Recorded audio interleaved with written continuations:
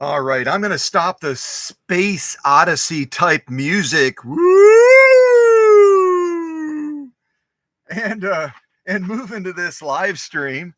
And great to have everybody join on a Saturday morning. Can't believe it's almost the end of July already.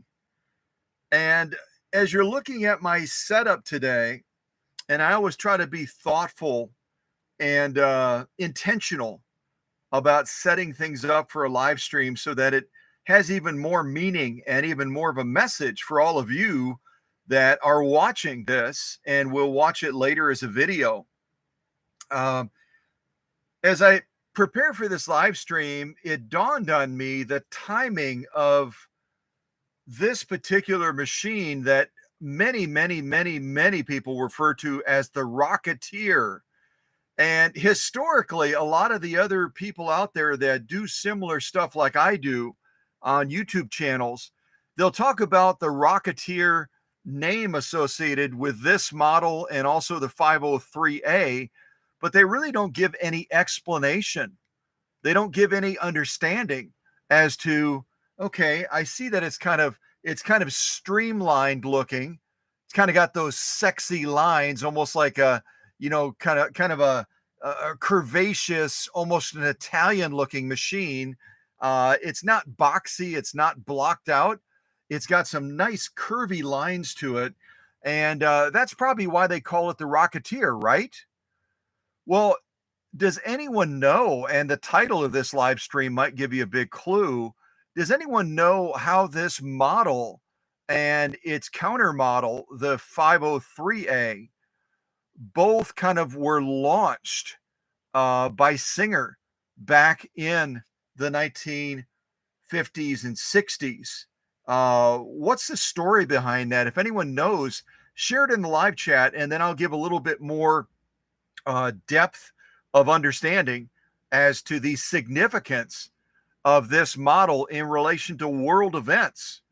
It's amazing how a lot of people today will look at sewing as almost like an extinct dinosaur. What relevance does it have?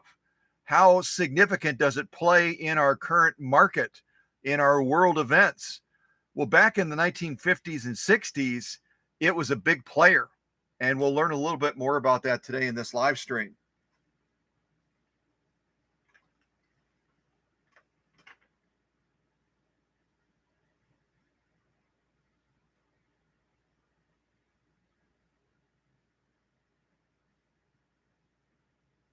Oh, okay. I'm going to go around and greet everybody. I'll kind of look at you, let you look at my backdrop here, and then we'll get into this live stream.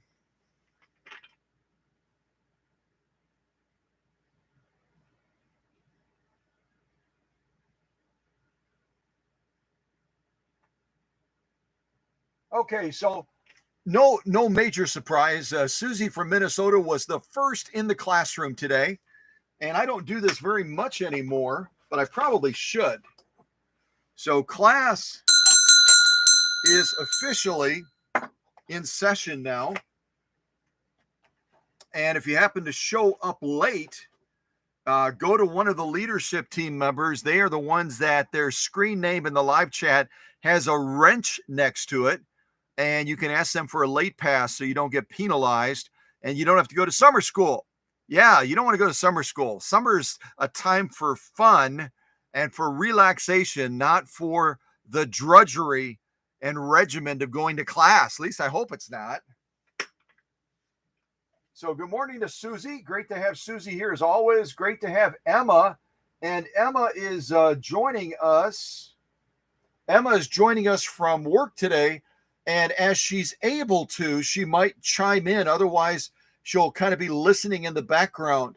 But work takes priority. So as she's able to participate, if she's able to participate, Emma will go ahead and jump in and do that. Also, good morning to Rose 777. Good morning to Al Koss out in California, who apparently said it's going to get real hot today, and he might have to bow out early. Alex might have to bow out early to take the family out and about before it gets cooking hot out there in California. Good morning to Erin Allen. Erin Allen, my favorite gal in the state of Vermont. Great to have Erin here. Let's see, who else do we have? Oh, good morning to Jenny, our ambassador for needles, also part of my leadership team. And rumor has it, as we talk about the setup of this Rocketeer, we talk about needles, the significance of needles. Jenny might have some stuff she wants to share with us as the ambassador for needles. So keep watch for that. I always love to learn new things. I think you do as well. And it's great to have Jenny as our ambassador for needles. Also kind of indirectly partnering with Schmetz Needles and making people smarter on needles and how they can be used and their compatibility and all that blah, blah, blah stuff. So we'll learn a little bit more about that today. We might even get into needle anatomy. You never know. So thank you to Jenny for whatever she decides to share in that realm. We'll talk about that later.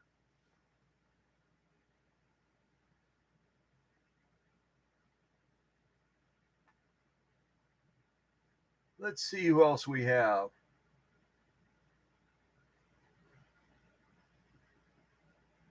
Oh, good morning to Kevin as well. Great to have Kevin here.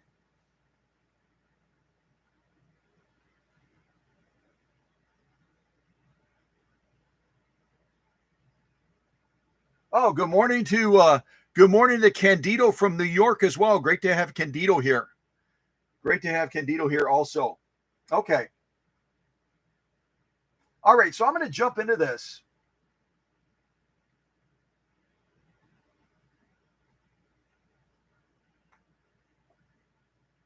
Let's jump into this. So the significance of all of these cool NASA items that you can see, we've got the, kind of a NASA patch over here. We've got some collectible cards with STS-95, which I think is a fancy name for a space shuttle. There's the crew right there on the back of it, on the back of there. And I have to give an honorable mention. I've lost contact with John Smith. I've lost contact with John Smith. But John Smith, when he and I got acquainted, he is from the great state of Florida. And during his career, at one point, he worked. He did a couple of things. He was in the Navy. He worked in the Navy aboard ship, and he was involved with using some of their huge light industrial type sewing machines that they use for different applications for the sailors aboard ship. And then when he left the Navy, he went on to work for NASA. And in working at NASA, he was involved in sewing and repairing those huge parachutes that come out of the back of a space shuttle like this when it lands, when it returns to Earth and it lands on the tarmac, and they need to slow that thing down. Most of you have probably seen it on the TV, on videos or whatever. Those big, huge parachutes pop out of the back of that space shuttle machine, and it brings it to a stop a lot quicker than the brakes ever could. The brakes really wouldn't even be effective. They would overheat and probably catch fire. And John, working at NASA, was actually in the room where they would take these huge parachutes, because they're very expensive. I don't remember what he told me they were, but a single parachute could be probably $150,000. And so NASA, with limited budget, instead of buying brand new parachutes every single time, they would refurbish them. They would repair them if there was a little tearing or a little mending that had to be done. And that was John's job at NASA. And John Smith also was interviewed by me as well. And if you've never listened to his interview, I would just really encourage you to do that. You go on this channel, go under the playlist of VIP interviews and look for the interview I did with John Smith. He's the one that sent me all of this cool, original NASA stuff. And this is the kind of stuff, by the way, I really felt honored, really felt honored. This is not offered to the general public, this stuff here. Uh, it's something that's given only to NASA employees. And I really felt honored when he decided after our interview, as a thank you for us spending that time together, he mailed me a whole packet of really cool NASA collectible stuff. There was one other piece as well. And this is the envelope here that John Smith sent it in. I love this. Subject, enjoy. Isn't that what this channel is all about? It is enjoying and having fun, right? And I forgot to pull this one out too. Actually, there's two here. I think this is a super awesome one. The American Eagle, and then they've got the I think that was the Challenger, getting ready to launch and take off there. There's all kinds of information on the back, talking about the design. None of this is classified, so any of our friends that are part of the Cow Country family that work in government positions like the CIA, the FBI, don't come knocking on my door. John Smith gave this to me, and he said it's okay to share to the general public. But this kind of shows the solid boosters and just some of the amazing technology of that. And here's some of those solid boosters as it reaches a certain altitude, they break away, and then the spacecraft continues going until it breaks away from the gravitational pull of the Earth. But I think everyone to some extent finds space travel and all of that kind of stuff fascinating. That's why programs like Star Trek and Star Wars and Star blah blah blah and everything else, people latch onto it because there's a certain fascination, I think, about those things that are generally out of our reach, but we can catch little glimpses of them. We can catch little glimpses, and we can get at least an inkling, what it must be like to be weightless, especially after we come out of winter. And many of us, including myself, we put a little bit of weight, and we're going, man, oh man, would it be great to be weightless, or at least less weight. But, as I was talking to John about his experience in working at NASA, it's funny, the topic of the 500A and the 503A Singer never came up because John was a Swedish beauty guy. That's really how we met. He sent me his Swedish beauty from Florida, and that's how we became friends. He had a number of issues going on with it. He had tried to fix it. He's got some engineering background. He had others look at it. They couldn't figure it out. So he sent it all the way here to the workshop. And with a little bit of workshop magic, I was able to get that machine just running fabulous. And again, we've lost contact. I'm kind of bummed out, but the last time we talked, he was like, "Ooh, I love this Swedish beauty. She is just amazing." So, but at any rate, back to the machine.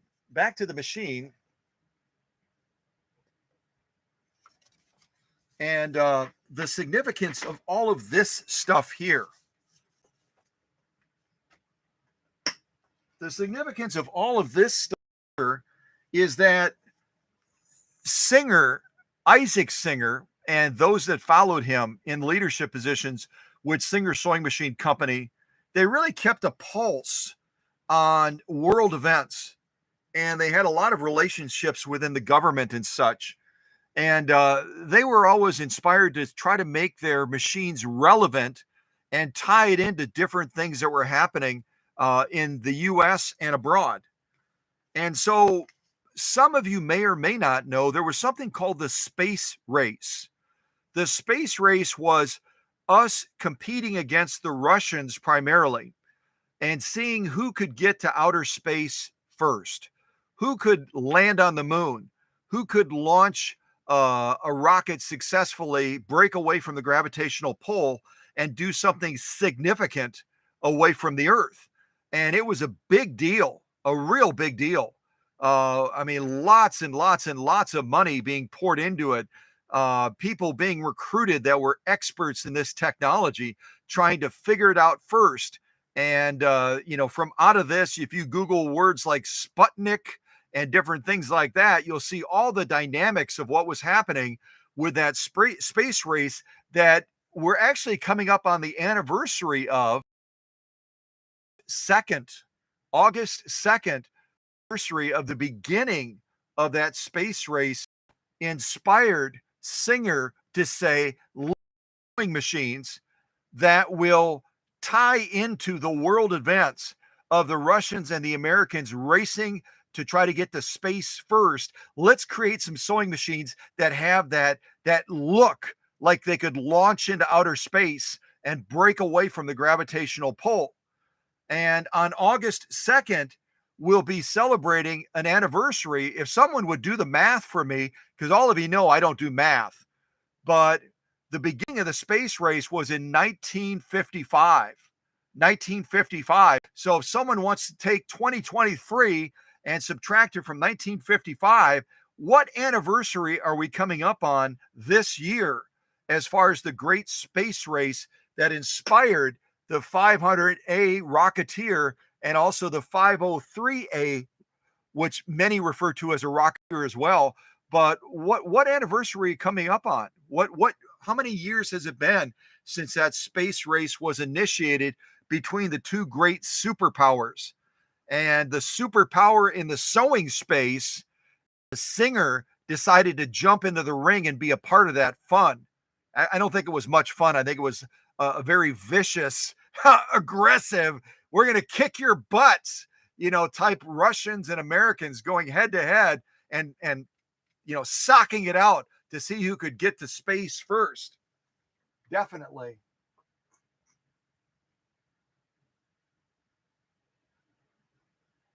I don't see anybody else doing math yet either. It must be too early in the morning to do math.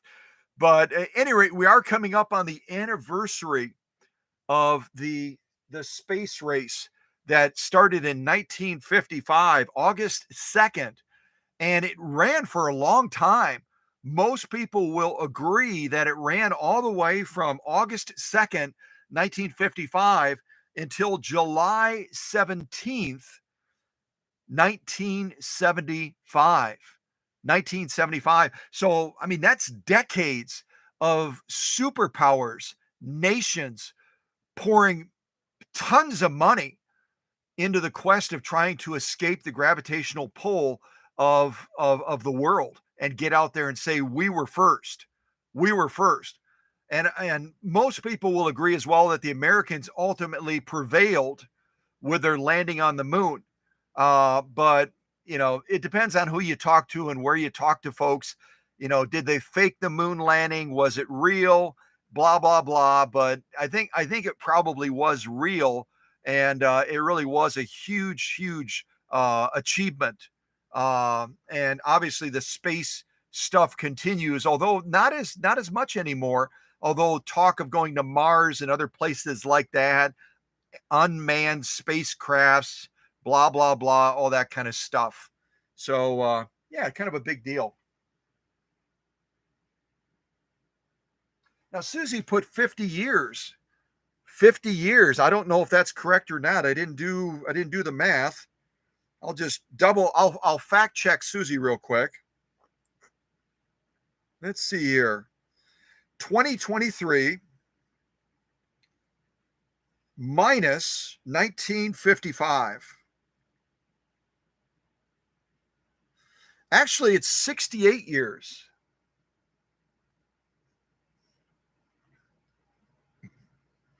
So this next month, uh, August 2nd, we will be celebrating the 68th anniversary of the beginning of the space race, the 68th anniversary. If I did that right, I think I did. 2023, 1955, 68 years. It's been 68 years. That's longer. That's longer than I've been on the earth by quite a bit. And I don't know the age of all of our audience members, but many of you may not even have been born like me when this space race was going on. But because it ran so long again until around 1975, many of us in this audience were certainly born by then. So we may have caught little snippets of what was going on in the news as the Russians and the Americans were continuing to compete to try to be, the ultimate one that prevailed in doing something significant in outer space. But yeah, August 2nd. I don't know if maybe we should do something special. I don't know what day August 2nd is, but maybe we should do something special. And this is another thing that John sent me as well.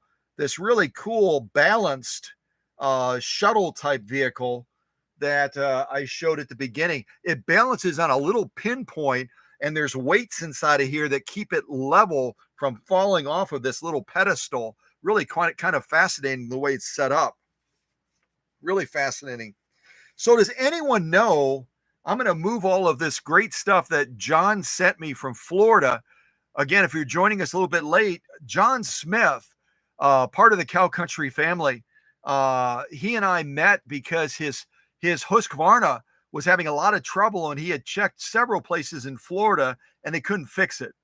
They couldn't fix the machine. They couldn't solve his issues. He couldn't solve his issues. And so ultimately he sent the machine to the workshop, and Workshop Magic brought it back to better than new.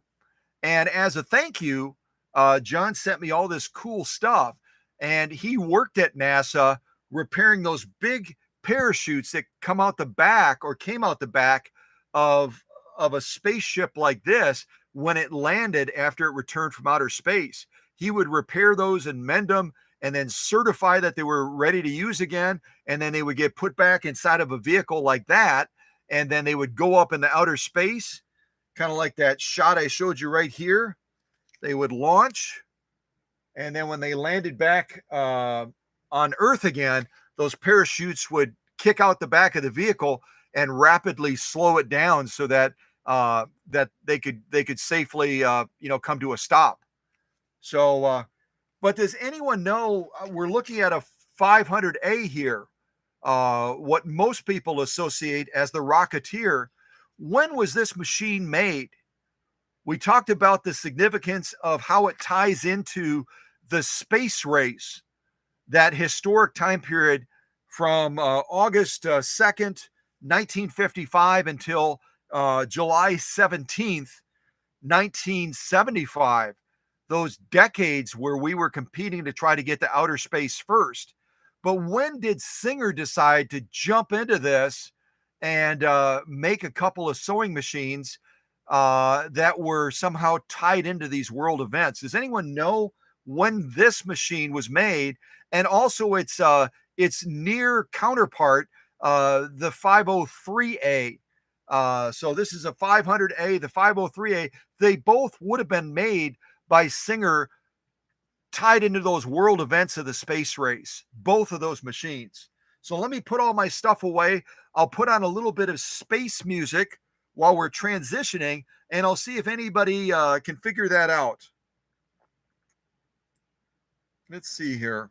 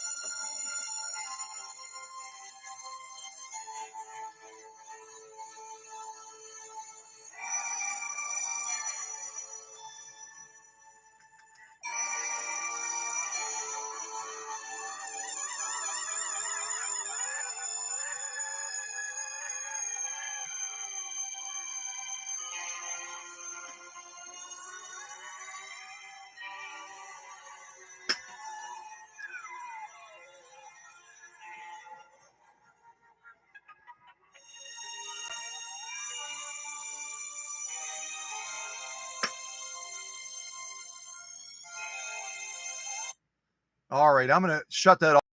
The microphone is picking it up, but I can only listen to so much type music like that, and then I find it a little bit annoying. I'm just being honest with you. So, so I'm not sure if anyone got it or not. I'm going to look at the live chat real quick. 1961 until 1963 was Candido, and also Susie as well. Candido and Susie, two of my leadership team members, nailed it. So this model, the 500A, and also its counterpart, the 503A, would have been introduced by Singer right around 1961. And they would have been only for 3 years, 61, 62, and 63. And as it's relating to the major events of the world and the space race, it would have been perfect timing to roll these out at the very beginning of the 1960s, because that was really the heat of the race leading up ultimately to that spacecraft landing on the moon and declaring victory as far as the space race. And I saw that Emma typed something into the chat as well. The uh, Apollo space mission started right around 1961, is what Emma wrote. And Singer was obviously very smart in many respects. And Singer would look at things like this as an opportunity. You know, they were masters at marketing, and they would find opportunities like this to promote their product through world events. And I think they did a brilliant job of coming up with machines that are iconically gorgeous. They're just beautiful machines to look at. They also developed some special things like this medallion on the front of the faceplate on this Model 500A that really just give it a distinct look. We're always used to seeing the shiny faceplates. We're always used to seeing the grid type designs. They made it smooth and aerodynamic with a simple badge mark for Singer right in the middle of it, and to give it kind of that aerodynamic look, almost like you could put this into a wind tunnel and the drag factor on this 500A would be like almost at zero. It would be like a sports car. And a number of other great features on this as well that I'll show you when we kind of do a walk around this machine.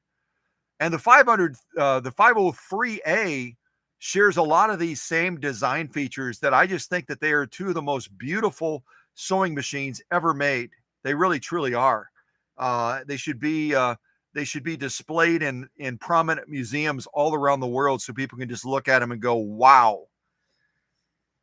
Now, let me ask another question of you all. We're talking about two different models. We're talking about the 500A here, and then we're also talking about the counterpart, the 503A.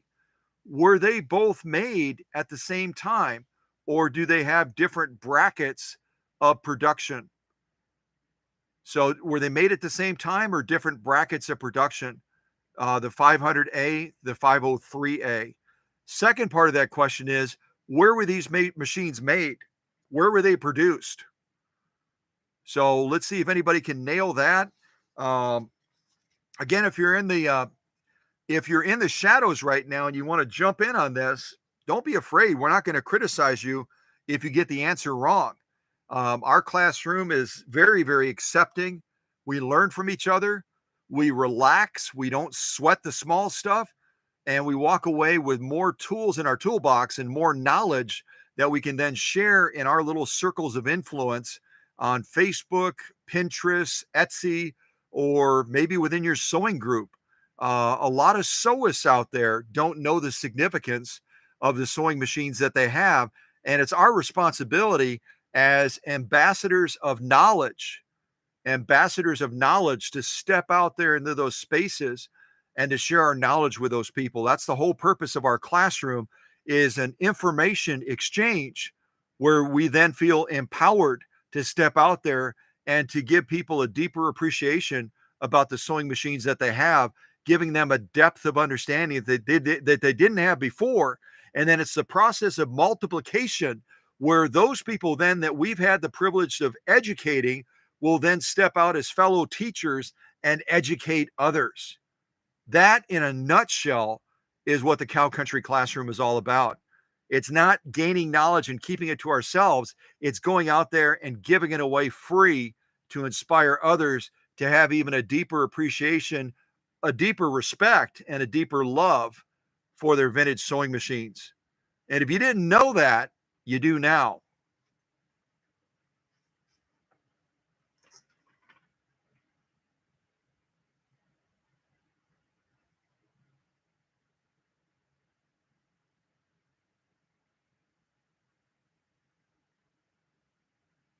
Oh yeah, welcome to. I don't know if we had some others join as well. I'll just kind of scroll real quick. I'll look at the names and see if I miss saying good morning to anyone. I'll do that real quick. But the answer is these. Let me give you the answer before I forget to do that. uh, the answer is the 500A that we're going to be looking at today, and its counterpart, the 503A, were both produced in the same windows or the same bracket. So Singer would have been rolling out both of those models, the 500A, the 503A, out of their Anderson, South Carolina production plant from 1961 until 1963. Both of those machines were being produced unilaterally in an effort to really tie Singer into the world events of what was going on with that space race. And yeah, all right, let me see who else I can say good morning to.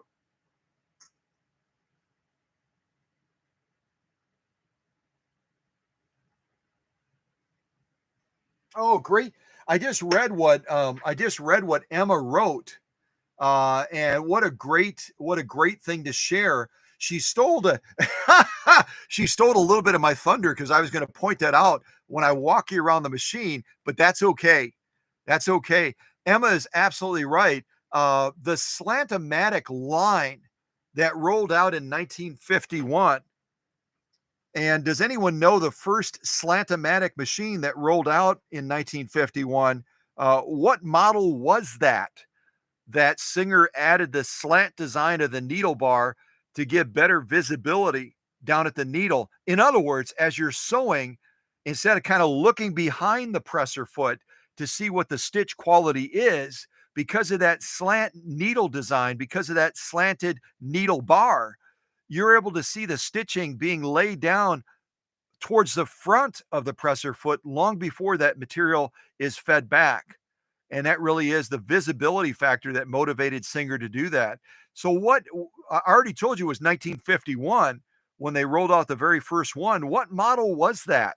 What model did they come out with? It certainly wasn't the 500A or the 503A. Those came out much later. But 1951 they rolled out a model, and I sometimes refer to that model as the big sister to the featherweight, the big sister to the featherweight. So let's see if anybody nails that one. Yeah, Al Koss. Al Koss from California is absolutely spot on. Absolutely spot on. It was the 301 that was produced in 1951, the very beginnings of the Slant-o-matic series. And they only produced that 301 1 year at the Elizabethport, New Jersey plant. On the East Coast, we had the Elizabethport, New Jersey plant. And then after that, we shifted a lot of the Singer production down to the Anderson, South Carolina plant, which is where this machine was made, down in Anderson, South Carolina. So Alex is absolutely right. The 301 was introduced in 1951, produced only 1 year, and they only made 185,750 of those models. 185,750. Why do I emphasize that? Because we have these little cults, and I say that with a smile. I should probably show you my smile. We have these little cults that of these featherweight followers that are always bragging about how exclusive and how rare and how, absolutely extraordinary their princess of singers are, their featherweights. But the rarity factor is something they brag about quite a bit. But when you look at the featherweight production that Singer did, they made over 3 million of those. They only made 185,750 of the 301s that were the very beginning, the wellspring of the Slant-o-matic series. So I always tell folks, if you own a 301, the big sister to the featherweight, if you own a 301A that was then produced in Anderson, South Carolina, instead of Elizabethport, New Jersey, hold your head high. Hold your head high. Be proud. Get a little strut on. Get a little strut on and walk past those featherweight people and go, my machine, my 301 is more rare than yours. My 301A is more rare than yours, because the 301s, they only made about 185,000 of them. And the 301As that they later produced at the same factory in Anderson, South Carolina, as this 500A, they also produced the 301A, and they only made about 514,000 of those. So even if you combine the 301 and the 301A, you're talking about less than a million, less than a third of the machine production of the featherweight 221s, 221-1s. The only people that can strut a little bit higher than an owner of a 301 or a 301A, the big sisters to the featherweight, is if you happen to be one of those very few individuals that own this machine over here. See if I can show it to you. If you happen to own one of these machines, this obviously is a 222K that was made only for 8 years in Kilbowie, Scotland, and they produced only about 100,000 of them. So featherweight owners of the 222K, they can brag and go, ours is a little bit more rare than those big sisters that Scott guy from Wisconsin is always bragging about. Because the featherweight convertibles or the featherweight free arms are from an even smaller production group than either one of the 301 classes, 301A or the 301. Now, real quick, and I'll go down this fairly quickly, and if one of the leaders could please capture this. I like to always share this as a reminder. If one of the leaders could please capture this and type it into the live chat, I would really be grateful. So we know that the 301 was the very beginning of the Slant-o-matic series that Emma shared with our friend Tim, explaining to him the visibility factor, the slant design of the needle, etc. So the 301 started it all. And that again was rolled out in 1951 at the Elizabethport, New Jersey production plant for Singer. They only made it 1 year, only 1 year. Right after that, they rolled out the 301A down in Anderson, South Carolina, again, where this machine was produced. And they produced that from around 1953 until 1957. 1953 to 1957 was the 301A. And again, they only made, if you want the specific numbers, if someone wants to take note of the specific numbers of the production group sizes for these two models, the 301 made in Elizabethport, New Jersey, they only made 185,750 of the 301s. They then went on to making the 301 series down in Anderson, South Carolina, and they branded it the 301A. They only made 514,250 514,250 of the 301As. And again, they produced them from 1953 until around 1957. Immediately following that, around 1956, in 1956, they introduced what I think is one of the most fabulously engineered machines of all time. And it's none other than the 401A. The 401A was also made at the Anderson, South Carolina plant, like this machine we're looking at today. And they produced that machine from 1956 until 1961. So, right in the middle of the great space race, they would have been ending the production of the 401A to make room for the Rocketeer series machines, the 500A and the 503A. Because if they had kept producing the 401A, it would have been a distraction. Because anyone that's ever seen a 401A, your mouth just drops open and you're like, "Oh my gosh, it looks like the cockpit of the Challenger spacecraft. It's just that cool."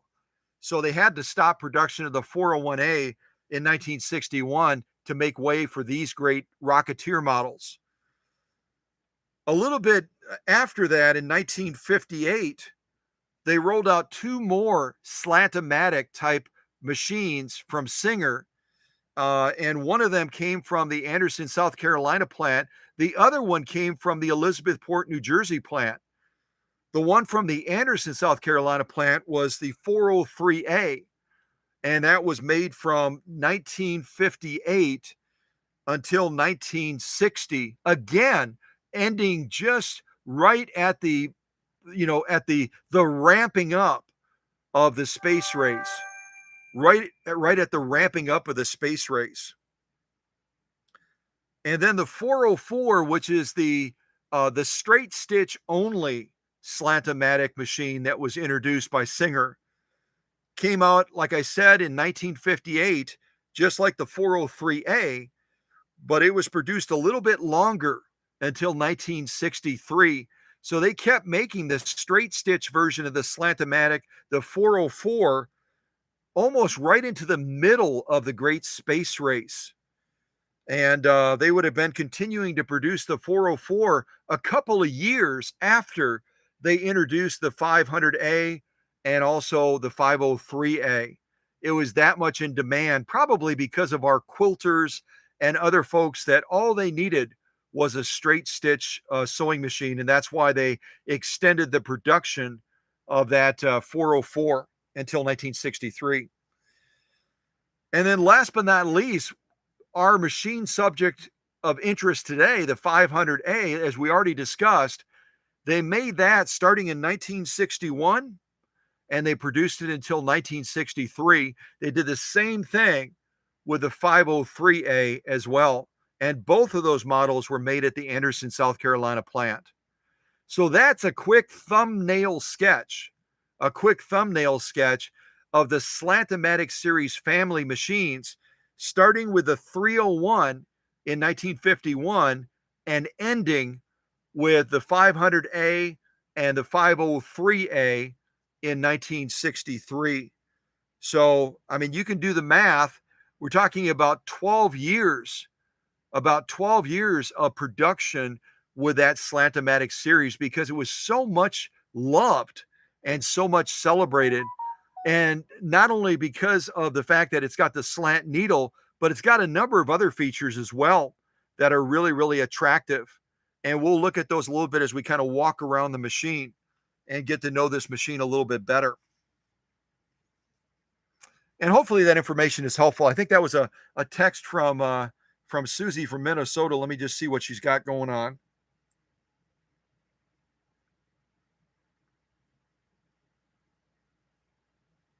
Oh, wow. Okay. Susie just sent me a text and said the owner is in the chat. And the owner of this machine, if I failed to mention it, is Gretchen.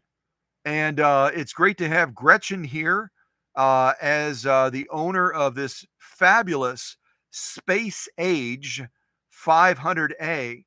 that would have been born right around 1961. And this is really a machine that when she dropped it off, she was like, I wouldn't trust this to anyone but you, because it's that special of a machine to me. And I know you can bring it back to greatness. And during this live stream today, we'll be able to celebrate that greatness. And I'm really delighted Gretchen could make it. She shared with me, she said, I'm traveling right now. I'm on the road. I'm buzzing around, and I might be able to pop my head in, but I don't know for how long, because I'm on the road. I'm doing business, that sort of thing. So it's always great to have an owner here. And if Gretchen is able to just give us a quick thumbnail sketch of how did she acquire this machine? What's the story behind this machine? What's its life story as far as she knows and understands? Because I'll be honest with you, I don't remember if we discussed that. And it's always great to know the provenance and the roots of any sewing machine, especially a great Rocketeer like this that Gretchen brought to the workshop to get workshop magic. So, yeah, if Gretchen would be willing to share that, that would be super cool, super awesome. And Susie is just sending me another note asking about me sharing some photos of workshop, uh, his uh, his sewing suite, as they call it, out in New York. And I think she was going to remind me to do that last time, and she did, and then I didn't do it. So I'm going to see if I can do that real quick. Let's see here. And I'm trying to remember 318. Hold on one second. 318 area code. According to area code 318 is located in northern Louisiana. Now I've got to ask Gretchen as well if she's still in the live stream. The number prefix that I have for Gretchen is Louisiana. And I don't remember because I talk to so many people. Most of you have to appreciate how many people I talk to during the week. People that come to the workshop in person, people on the phone, people through email, people through Facebook Messenger, people through texting, everything under the sun. And so I don't remember if Gretchen is still in Louisiana or not. But that's where her number is from. So if Gretchen can share, what state do you live in now? Is it still Louisiana, or is that an old number? A lot of people will hang on to their numbers when they relocate to other states. And I'll sometimes get a number that pops up. And for fun, sometimes if I get a number that pops up and my caller ID thing, gives me the state that someone's calling from, I'll sometimes answer it and go, "Hey, good morning, happy Monday to my buddy from New Mexico." And then the person will say, there'll be a little bit of that awkward silence. And then that person will say, I don't live in New Mexico. I'm in California now, but I used to live there and I hung onto my phone number. And then it's like, oh, dang it. I wanted to sound so smart. And now I'm having to backpedal and say, well, California is great too. That's where Alex is from. Duh. And we've got a number of other Cow Country family members out in California as well. Jody, that had that fabulous, who do we have? Let's see. Gretchen just sent something. Hold on a second.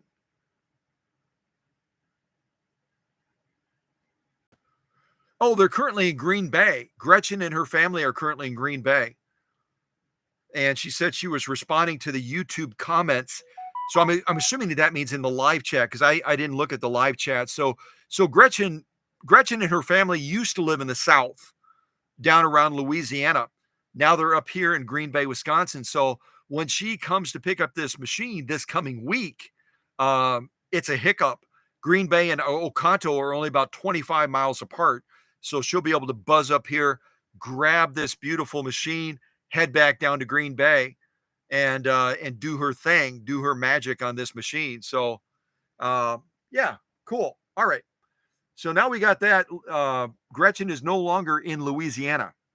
Good to know. Good to know. All right. Let me see if I can find those pictures real quick of Candido's sewing suite. And then I will give me just a moment here. I'll share those pictures, and then we're going to jump into this, talking more about this machine. Almost there, so close.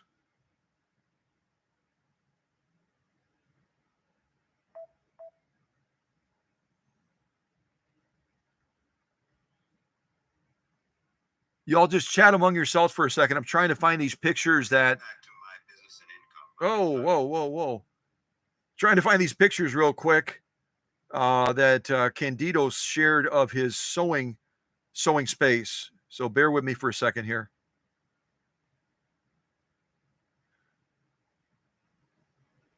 Oh, I forgot that Gretchen is a former military spouse. I just read that in the live chat.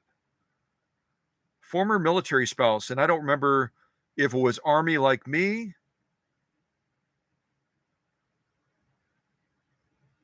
Barksdale, Louisiana, apparently. And I don't know what Gretchen could remind all of us what branch of service. Okay, Gretchen's husband was in the Air Force. That's right. Gretchen's husband was in the Air Force, and she shared a little bit more about finding the machine in Wausau, Wisconsin, which is interesting. I just had a couple drive down to bring a machine that they had tried to get repaired somewhere else, and it came back to them even worse off. And they drove down from Wausau, Wisconsin, which is where Gretchen found this 500A up in that neck of the woods. Cool. Very cool.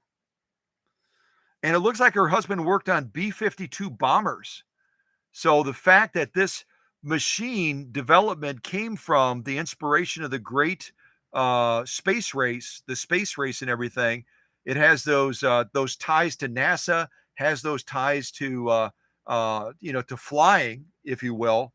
It's kind of cool that Gretchen's husband has those roots of working on aircraft in the Air Force, working with aircraft in the Air Force. Yeah, cool.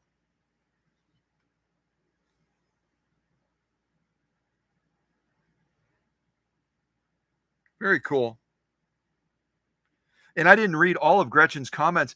Gretchen, if you also, thank you for texting them to me, but if you also want to share some of these things, because I might have missed some of what you just shared, if you want to share some of this as well in the live chat so that the audience can appreciate the provenance and the roots of how you acquired this, just do me a big favor. Do not tell us what you paid for this 500A. Don't tell us what you paid for it, or one of the moderators will throw you into the penalty box. Unless you paid $1 million for it.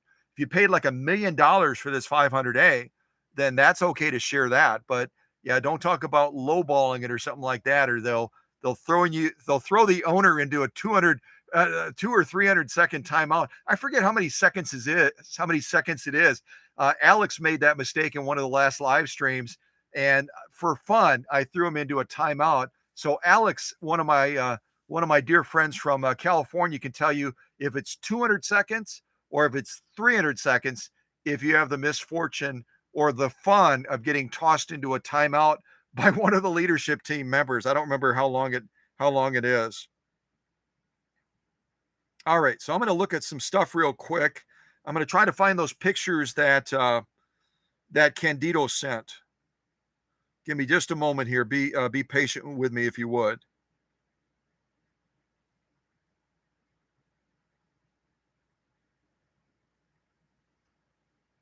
All right.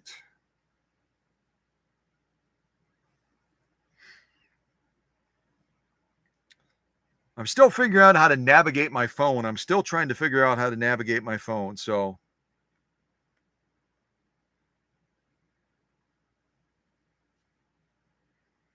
let's see here. And I haven't sent a text to Candido for a while, so it's going to take me a little bit to scroll down. There he is, Candido and Rachel. See if I can find those pictures. You know what? I'll do you one better. Instead of giving you a still picture, it looks like there's a little video clip that Candido sent me of his sewing suite, his sewing space. Maybe it also captures some of his sewing machines as well. And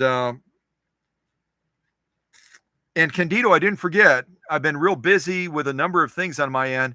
I am going to be mailing you. I haven't forgotten. I'll be mailing you that Viking 1010 in the next week or so, and I'll send you the tracking information and all that at the time. So, yeah. So just let me see if I can pull up this video of the sewing space real quick.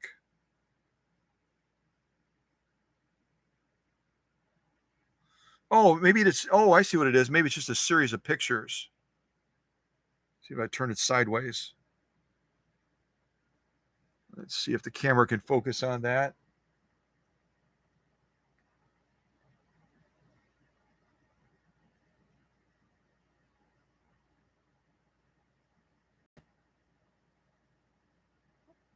No, it is a video clip. It is a video.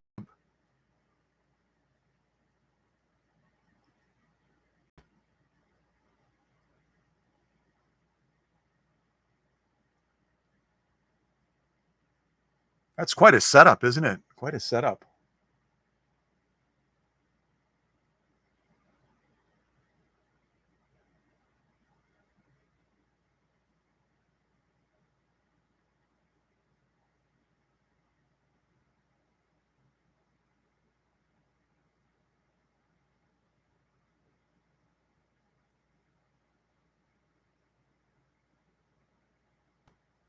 It's like a silent movie.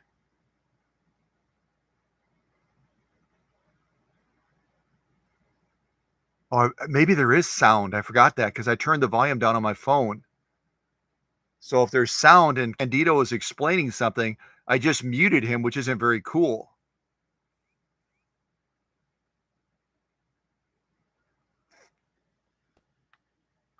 Oh, that was a note from Gretchen.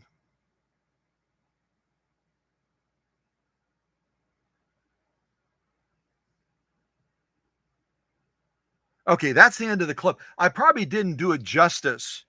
But you can see that Candido and Rachel, his wife out in New York, they've dedicated a lot of space to their sewing suite, and they've got quite a setup. And I had shared some pictures in a previous live stream of Susie's setup as well. And maybe that would be something fun for us to consider doing, is inviting folks to send of their sewing space, their sewing suite, whatever you want to call it, and then we can post those on Facebook.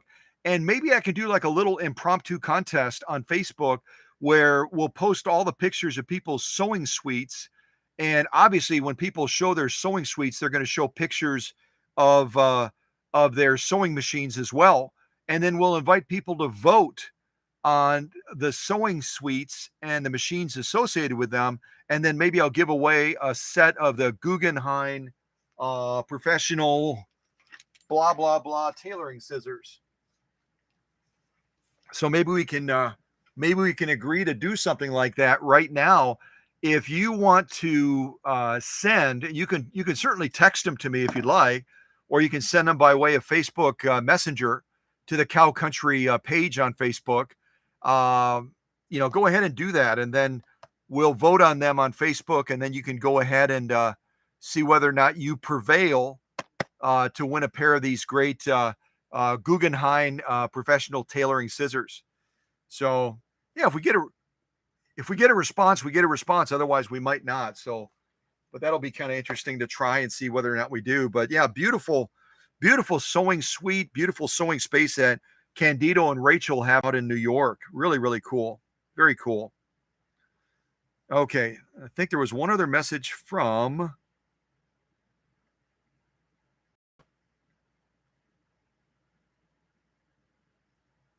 Give me just a second here. So Gretchen shared, I don't know if Gretchen shared this in the live chat or not, but she sent me a text and she said, my mom was telling me about when she was buying her first machine and she had to choose between a Bernina and a Singer slant needle. She went with the Bernina 830 record which I still have and use. And we recently showed, if some of you know this or remember this, um, Kevin and Doreen from Iowa that drove all the way here to drop off a variety of different machines. One of the machines they dropped off was a Bernina 830 record series type machine. And they just recently came back. You may have seen them posted on Facebook wearing some of Susie's hats. But they just recently drove all the way back from Iowa to pick up their Bernina and then also pick up their Belvedere as well. So, yeah, people are willing to go great distances for their vintage sewing machines. It's really kind of like a part of their family, and it's almost like they're taking care of their child as it should be.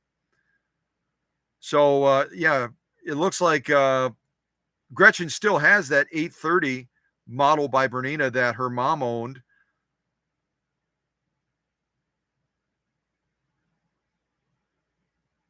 And Gretchen is suspecting that the other model that may have been offered to her mom, and she ended up going with the Bernina instead, may have been a model similar to this 500A that Gretchen now has.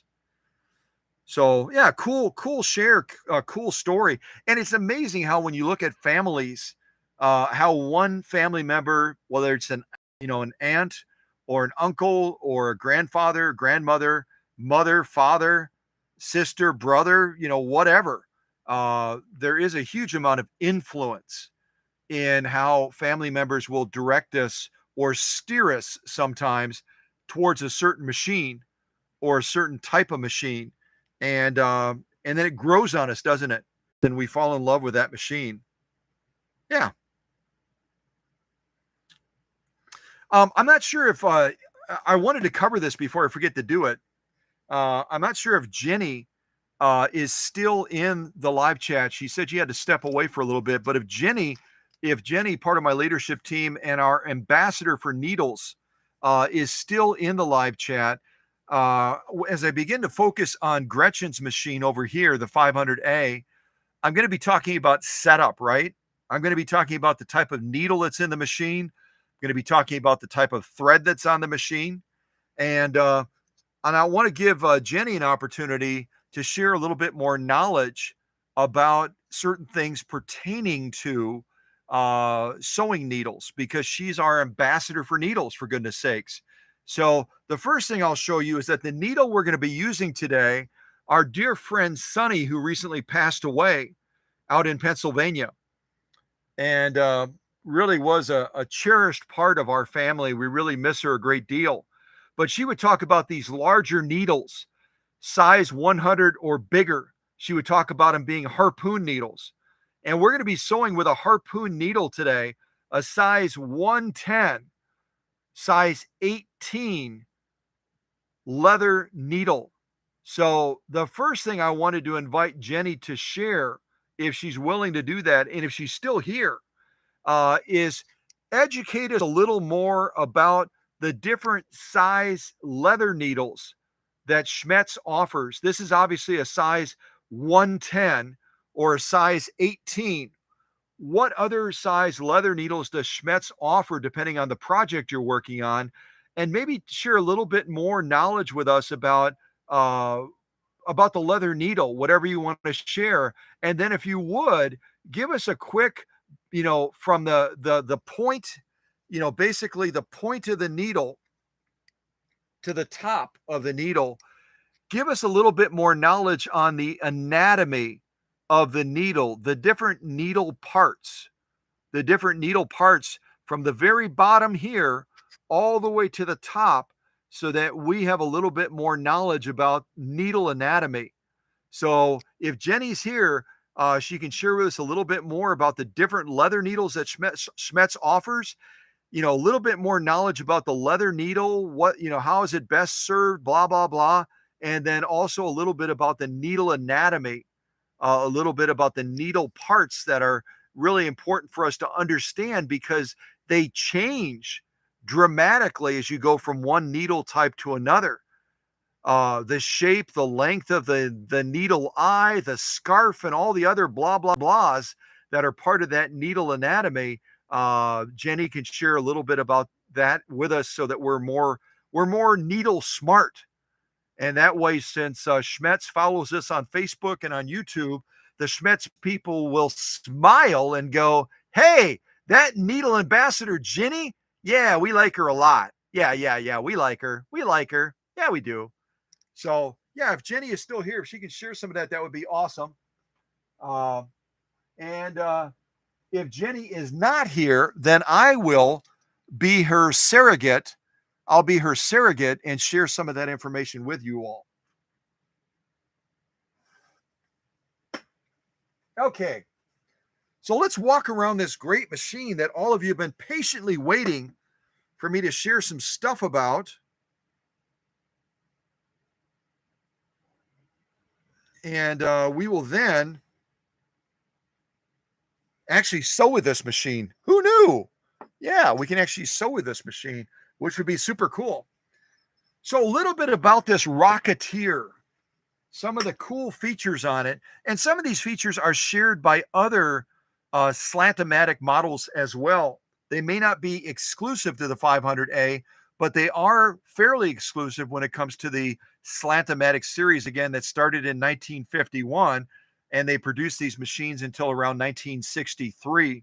In fact, the 500A, the 503A were the last machines produced in the Slant-o-matic series in conjunction with the Great Space Race. The Great Space Race. So a quick walk around this great machine. On this side over here, I actually have to move the machine over a little bit. I've got the short cord today. So let me move this over a little bit further. There we go. So on this side of the machine, we've got the clutch release, which is this ring right here. You're going to hold this with one hand, and you're going to turn this towards you to release that clutch to wind a bobbin, and then you're going to rotate this to the rear again to lock it back into place. There are a lot of critical service areas that are behind this balance wheel. And I would strongly encourage you, if you're not going to send the machine into the workshop, to get a 145-step service optimization process, which is what I did for Gretchen's machine. 145 steps from basically balance wheel to bobbin. Then at least take the balance wheel off and do some servicing in here, because the unique feature of these Slant-o-matic machines, again, that were introduced in 1951 with that 301, and then ultimately ending with the 500A and the 503A at the Anderson, South Carolina plant, is that these were built with a tower style motor. In other words, the motor runs straight up this pillar, and then it comes into contact with some worm style gears that are associated with a balance wheel, and then the output pulley at the top of that tower motor. What that means is you never, ever have to replace a belt on this 500A or any of the Slant-o-matic machines, because it's a gear-to-gear positive traction motor output design. So you've got immediate power being driven from that motor directly to the balance wheel, across the main shaft, and ultimately down to that needle bar that is slanted to allow us better visibility of that stitching during the stitching process. So, and there also, the motor can be removed as well if you're that ambitious, because the motor also has to be serviced on these Slant-o-matics as well. It's absolutely critical that it's serviced so that it can continue to be running at peak performance, and also not be running contaminated, because it's vertically mounted and it's encased. It's encased inside of this pillar assembly. It's a lot more prone to collect all the contaminants, the old oil, and everything else. And the tower motors can get contaminated.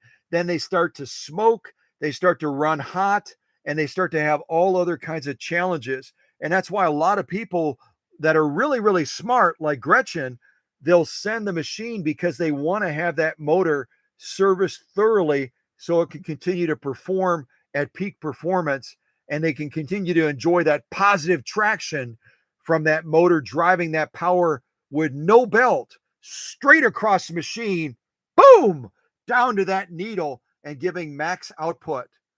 So great design by Singer with these Slant-o-matic machines having that tower style motor.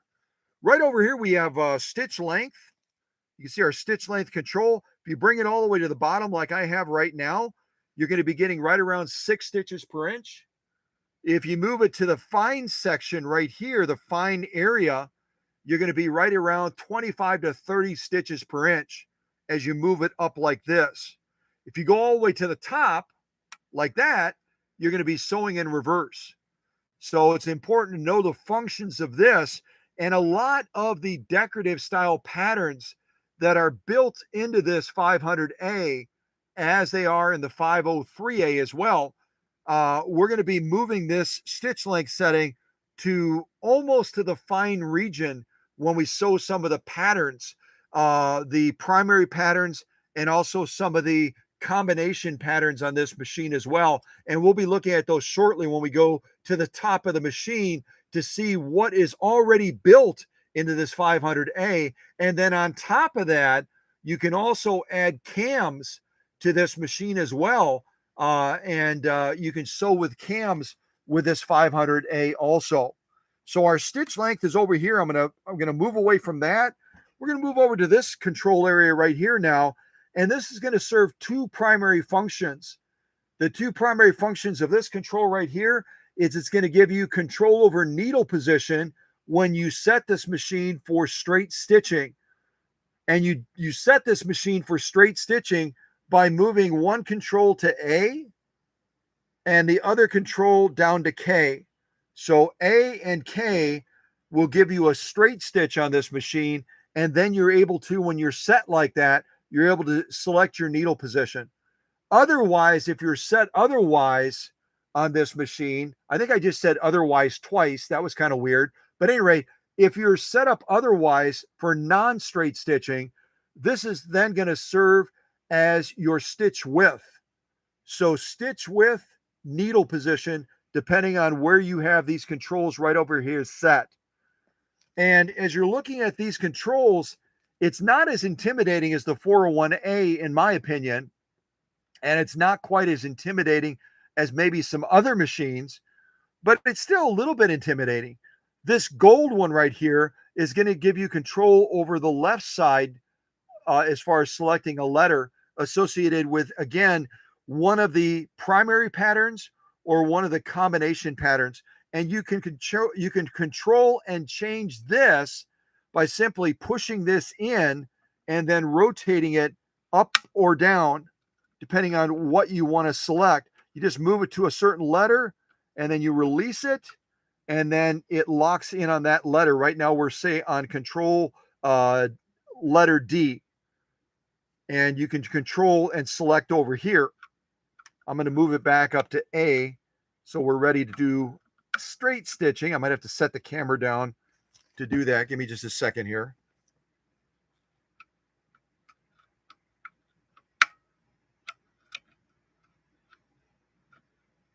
All right, I think I got it in there.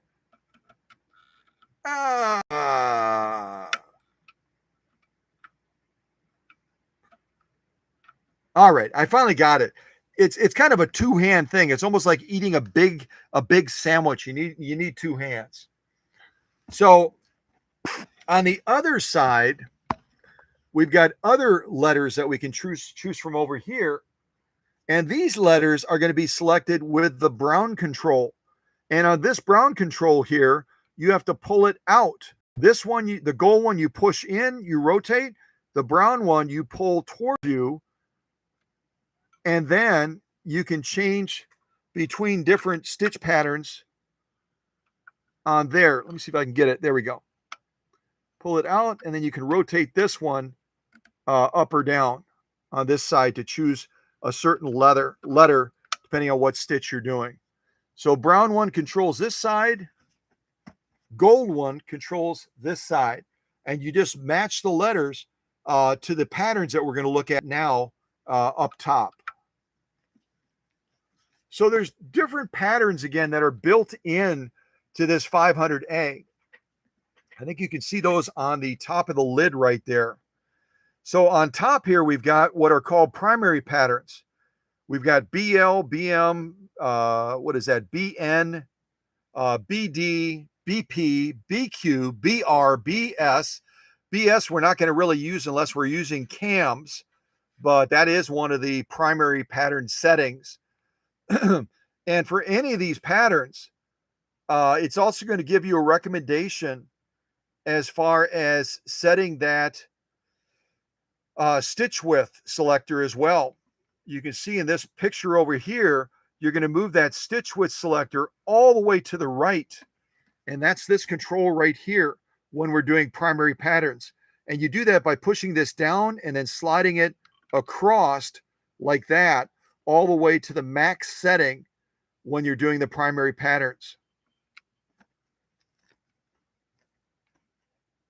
And again, the only standout here with the BL all the way through the BR series, which I call this kind of the McDonald series pattern there, is when you're doing cam type sewing and inserting a cam into the machine, which I don't currently have in there because I didn't get any cams specifically from Gretchen. When you're sewing with a cam and you want the machine to recognize that particular cam function, you then have to move all the way to the special setting as far as stitching. And that's going to be on the right side over here. If you look way at the top, you can see in gold, it's marked special. And so then we would have to move our brown control from where it is on the bottom right now by K. We'd have to move it all the way to the top to the special setting in order to use a cam output on this machine. And again, whenever we're sewing with any of the other primary patterns, we're going to be moving this stitch width control all the way to 5 on the far right. Moving away from the primary patterns, we also have combination patterns, which you can catch a glimpse of down here. These are the really kind of super cool decorative type patterns that this machine is able to sew. When we're sewing these, we're going to be setting it the same way using these controls right here, either the gold one or the brown one, to get the appropriate letters. Say, for example, our first combination pattern is FL. If you can see that in the shot, our first pattern is FL. Sure if you can see that or not. I think you can. You see that better now, maybe. So our first pattern is FL. We would set that pattern by moving the left one down to F, and then moving the right one, the brown one again, we pull that towards us to rotate this one up and down. We would then move this one up 1 to L. So F on this side, L on this side is going to get us this combination pattern right there, you can see. And then the other thing we have to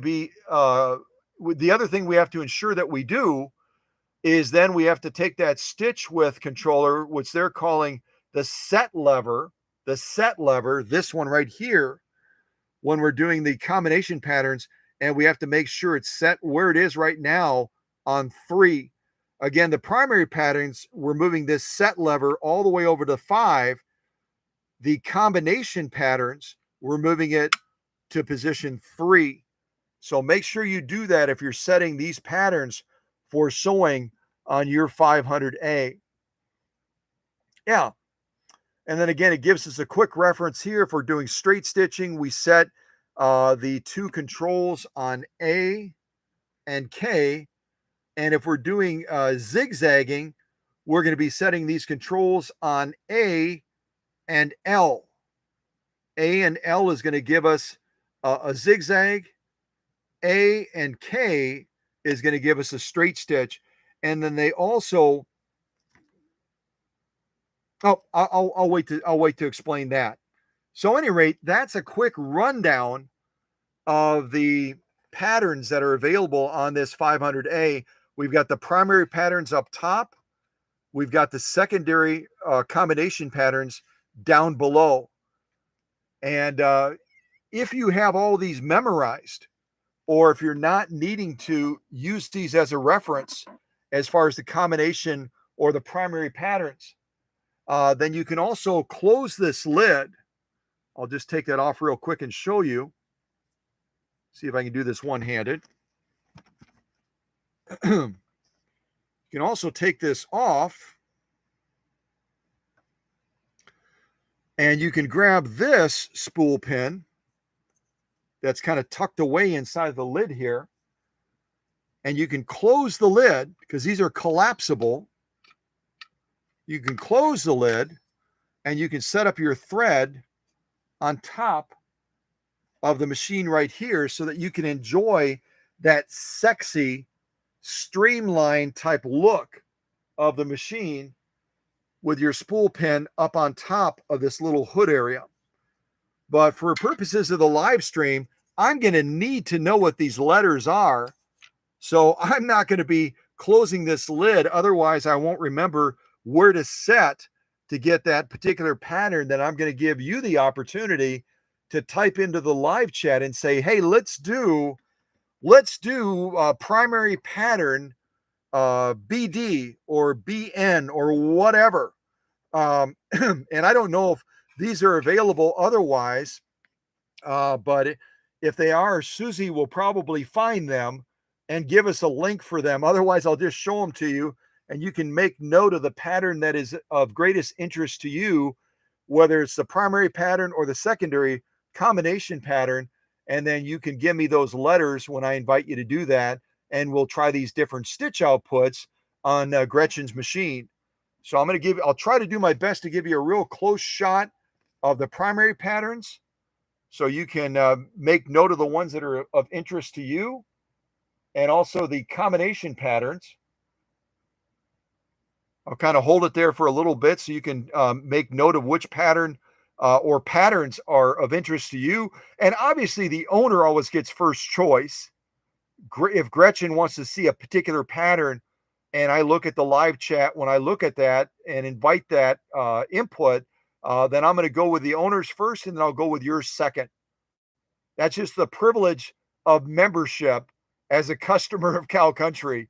So we'll take care of Gretchen first, and then we'll try your patterns as well. All right. Hopefully you were able to make note of what those are. I've been holding it there quite a while.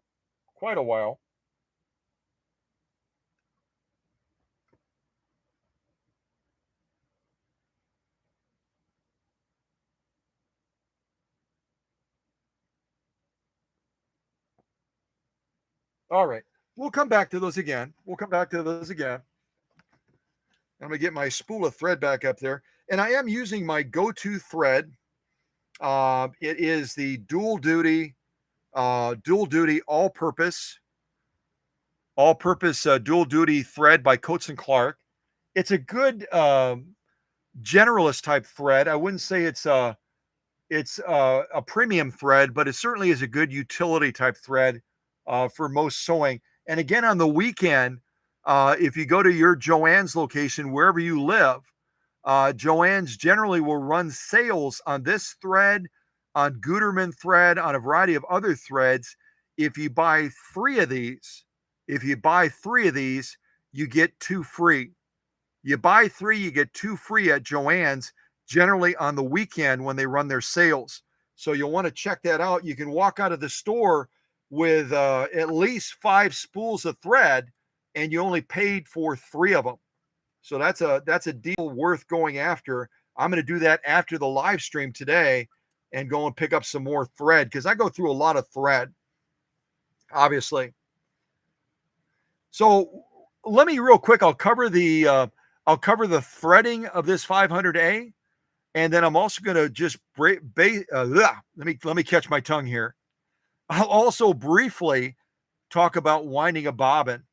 I've already got the bobbin wound, so I don't have to demonstrate that for you, but I'll explain to you how to do it. That way you're good to go. So first of all, bobbin winding, we'll cover that first. You want to make sure you obviously disengage your clutch. Again, hold this, rotate this towards you, disengage the clutch so that there's no dive down to the needle. You can certainly use either one of these spool pins, either one, it's up to you. And then you'll come around this tensioner like this.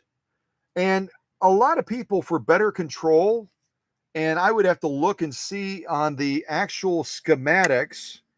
Let me see if they show it. I don't have it. I don't have the actual schematic of what they show in the owner's manual. But if you want a little bit more control so that it doesn't possibly skip off of there if you're winding a little bit faster, you can certainly come off of this spool right here, go through this thread guide just like you're threading the machine, and then come around this tensioner like this and just kind of come underneath that thread over to the spool mounting point right here for winding the bobbin. You just engage it like this then, and then it will automatically disengage once that spool is wound. And there are service points across here as well. There's a bolt right here. There's a bolt right here. And then this entire cover comes off so that you can service all the essential parts across this machine to keep it running tip top. This is something that I spend about 14 hours doing. When a machine like Gretchen's comes into the workshop, all of these parts are taken off, the motor's removed, and I spend about 14 hours going through every part of the machine. Now, if you don't have the knowledge or the time or the inclination to do that, then be smart like Gretchen and just bring the machine or send the machine to the workshop. And when you get that 500A back, when you get your Rocketeer back, it is going to be a rocket of a machine when it comes to the power and its stitch quality and everything. So yeah, that's how you wind a bobbin. For threading the machine, I wouldn't say it's tricky, but you come off the top, you come through this thread guide, you drop down and you got to do a little bit of a turn right here. You come underneath this thread guide right here, you kind of snap the thread up through this thread guide, and then you have to come down through this thread guide. There's a little opening right here, and you have to drop down so the thread is through that point. It makes a quick little turn like bump, bump, and then it goes down from there into the tension discs. And you want to make sure, obviously, that you always have your presser foot in the up position whenever you thread so that these discs, you see how they're wiggling? That's because there's no tension on them right now because that presser foot lever is in the up position right now. These upper tensions are a little bit tricky to service on the 500 series machines, but it's well worth the effort. And I always, as I shared with Susie and I shared with Emma last night through some still shots, I tear these tensions completely apart, remove them from the machine, and do a thorough servicing of all of the discs, all of the springs, every part of that upper tension receives a deep cleaning and it's restored back to a point of being brand new. And that's really essential if you want to have great stitch output, great stitch quality. So again, on threading, you drop down, you come through here, you make that right turn, dropping that thread down, you come through the tension discs, you then come over by this check spring right here, and you've got to draw that all the way up so that that thread is then saddled in that little notch right there. I'll point at it with the shears that Alex gave me from California. You've got to get that thread settled in that little notch right there. And then you bring that thread behind this thread guide right here. You go up to your take-up arm. You're going to thread your take-up arm from right to left. There's another thread guide right there. There's another thread guide right there. And let me shut the light off real quick so that the light doesn't mess with the camera. Thread guide right there. There's another thread guide right there just above the needle. And then there's another thread guide that a lot of people miss. I'm going to bring the needle up a little bit so you can see it more easily. Right there, there's another thread guide. It's a little notch into the, almost into the needle bar where you've got to draw that thread through there after you come through this thread guide just above it. So don't miss this one down here. And then you thread this needle from front to back. Thread it from front to back. So that's the threading process for this 500A. Hopefully you're able to see all that. Now, if you run into a problem and you're saying, I don't remember, or I couldn't see, or I missed it, or whatever, the beauty of this 500 series machine is that they give you the threading points inside of this faceplate area cover as well. Right in there, You can look at the threading guide. You can also look at the orientation of the bobbin thread as well at the bottom in that little image right there. Singer again wants to make it easy for the sewist and set you up for success. So they give a beautiful diagram of the upper threading and also the orientation of the thread for the bobbin as well. So make use of those. Make use of those, and that way you'll have some great outcomes with your machine. Also inside of the faceplate area, they've got the presser foot adjuster right here. You can see there's a little window in the front that gives you the number that it's set at. Right now we're set at 5, and then you can simply turn that dial so you can set it depending on the type of sewing you're doing. Obviously, if you're doing some really, really light sewing, you're going to be turning this dial to a lower number. If you're doing heavier sewing, you're going to be bumping that number up for heavier leather sewing, for multiple layers. If you're quilting with a machine and you've got multiple layers of cotton and quilt batting and everything else, you're going to want to have more presser foot pressure, so you'll go up to a higher number on that. Hopefully that makes sense. But it's so easy, it's so convenient to change that. And I love the fact as well that Singer did not incorporate the faceplate into the threading process. So unlike some machines where you've got the thread for the upper threading running through here, and you've got to kind of be careful when you close it again that you didn't goof things up, on this Singer 500A, there's no threading going through that faceplate, so you can open it up whenever you want to open it up, and there's no problem. Yeah, beautiful design, thoughtful design, sexy aerodynamic design as well, because again, they were thinking about that space race, and they wanted to get people excited about this 500A sewing machine, this Rocketeer. So that's it. I think that's a quick walk around for the most part. I think I've covered most everything I wanted to cover. And of course, another service point that a lot of people miss, and they will struggle. They will struggle because of it. They never take off this part of the assembly, and there's just a single bolt underneath. I don't know if you're going to be able to see that or not. There's a single bolt underneath right there where my thumb is. There's a single bolt that allows you to remove this entire assembly right here so that you can clean the lens that light shines through. And you can also upgrade the bulb from the old incandescent one. This is what was in Gretchen's machine when it came to the workshop. An old incandescent one that was generating a ton of heat and also not putting out the greatest light either. And now it has one of my high output LED bulbs. And when you turn that sucker on, I'll tell you one thing. Gretchen was talking about her husband being involved with B-52s. When you turn this sucker on, you can land one of those B-52s. This is like a landing light now with this LED bulb. And you can get that plane safely on the ground just with this 500A.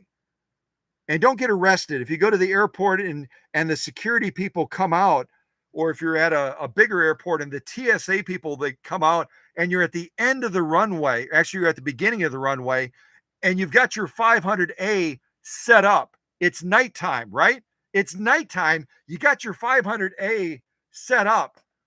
And they come out there with guns blazing and they go, "Hey, what are you doing out here?" You can say, "Hey, I watched a live stream with Scott from Wisconsin." You obviously know who he is. He's famous. He's a big deal and all that sort of thing.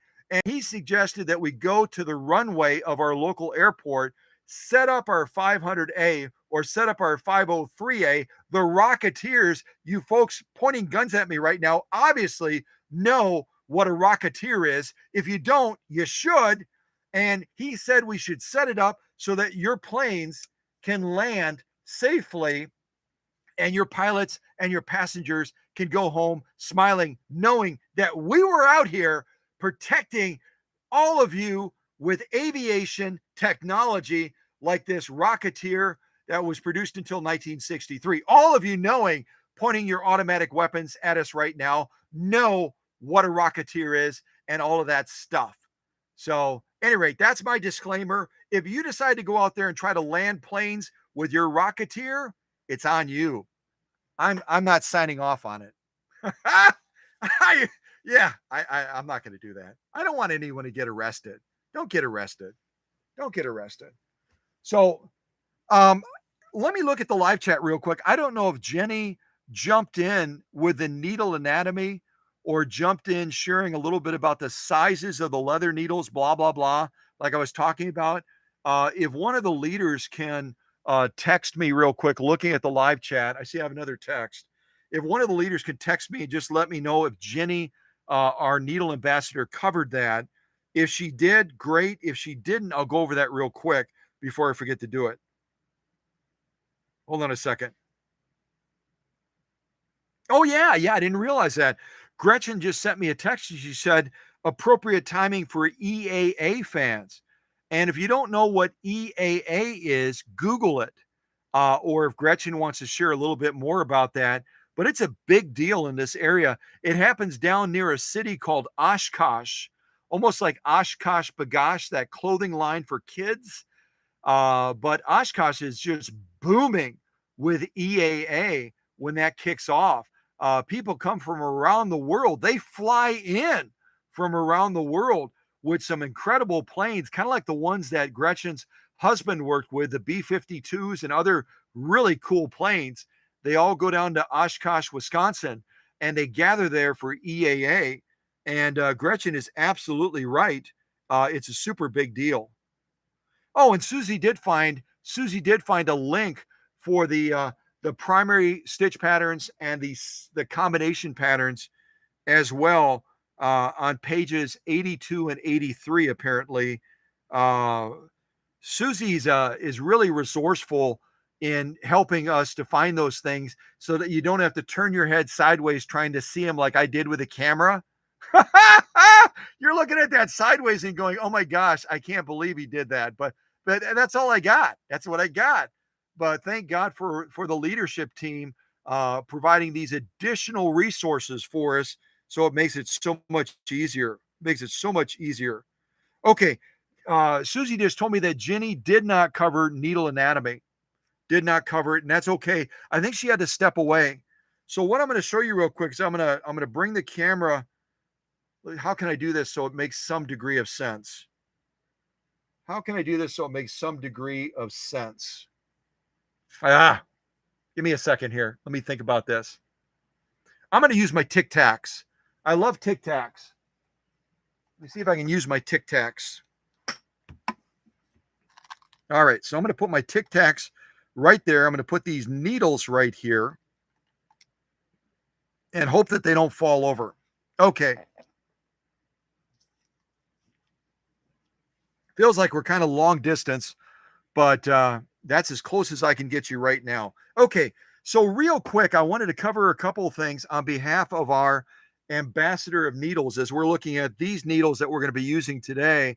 Again, a size 110, a harpoon needle, which equates to a size 18 leather needle. This is a big, big needle designed specifically for leather sewing.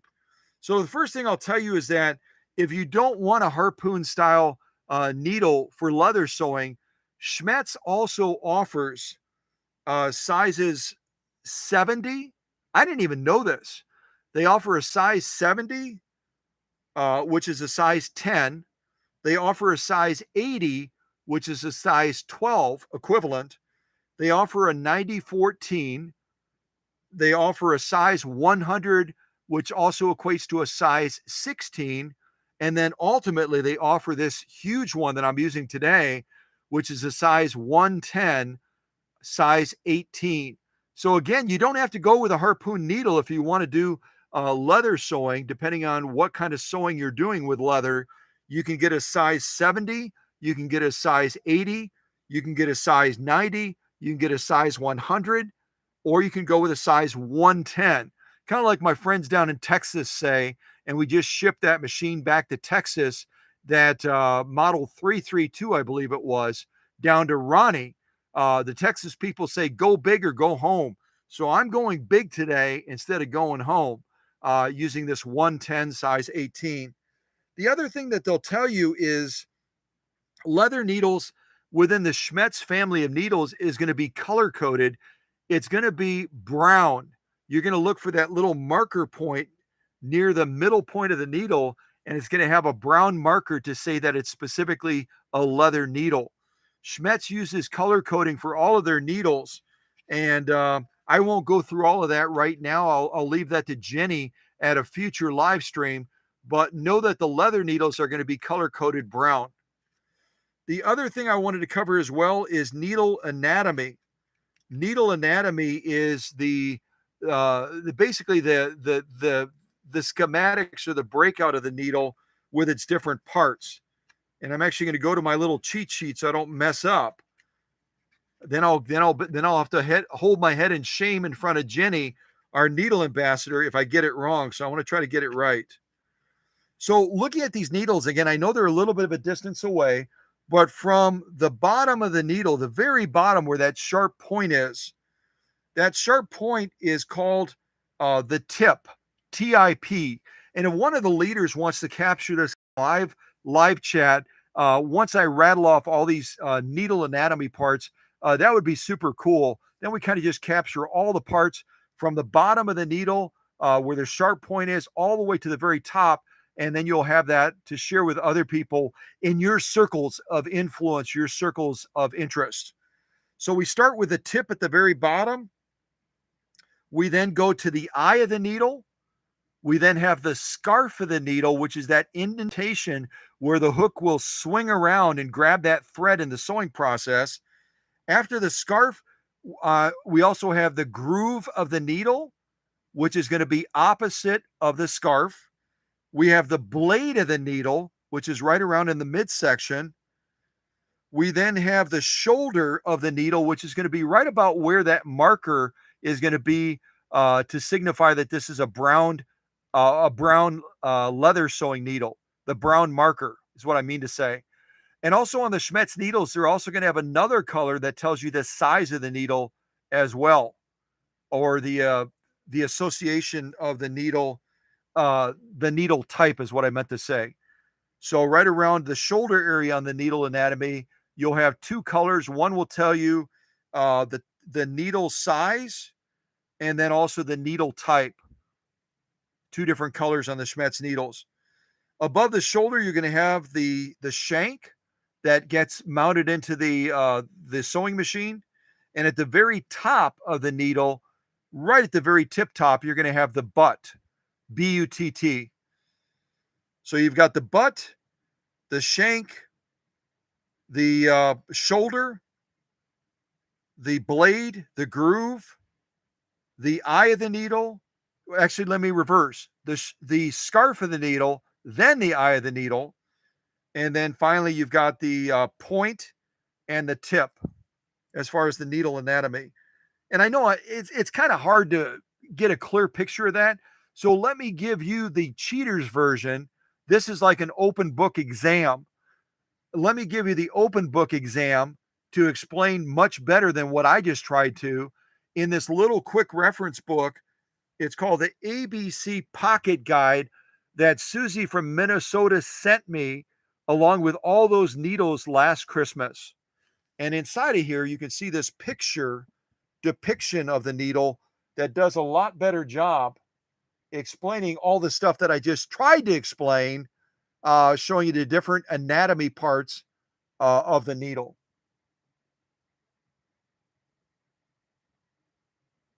Hopefully you can see that.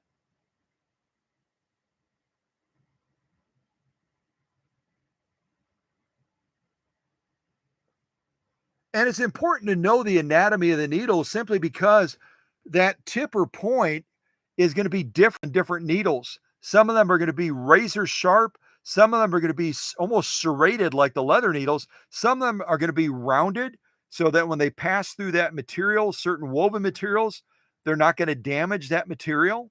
There's all kinds of particulars when it comes to the anatomy of sewing needles, all kinds of particulars.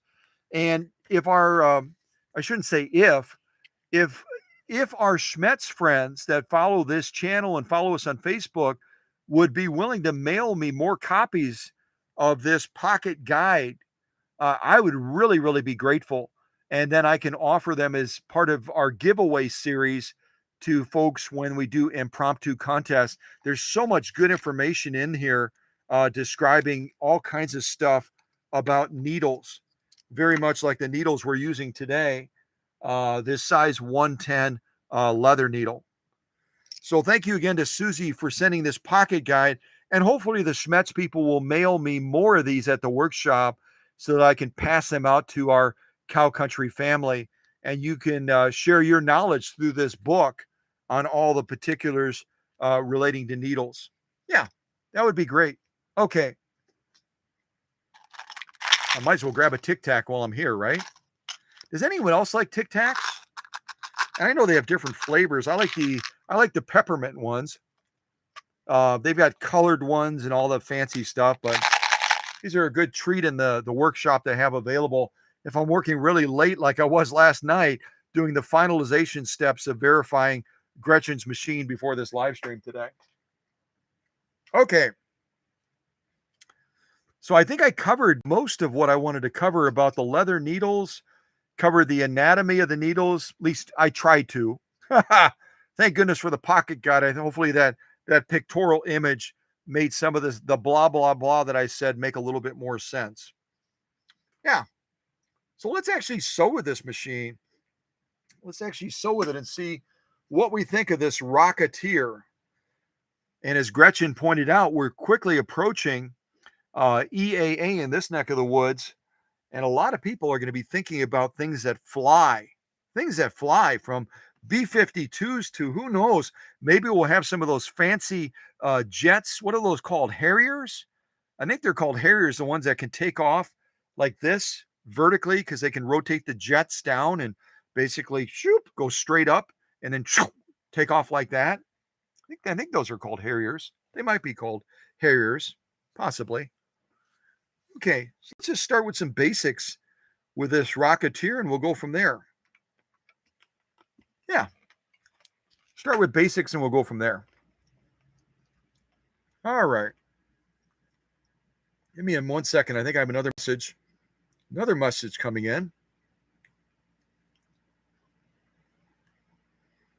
Oh, Susie also put a link in the live chat, if you didn't see it for whatever reason, of the needle anatomy. I think that's what Susie is indicating.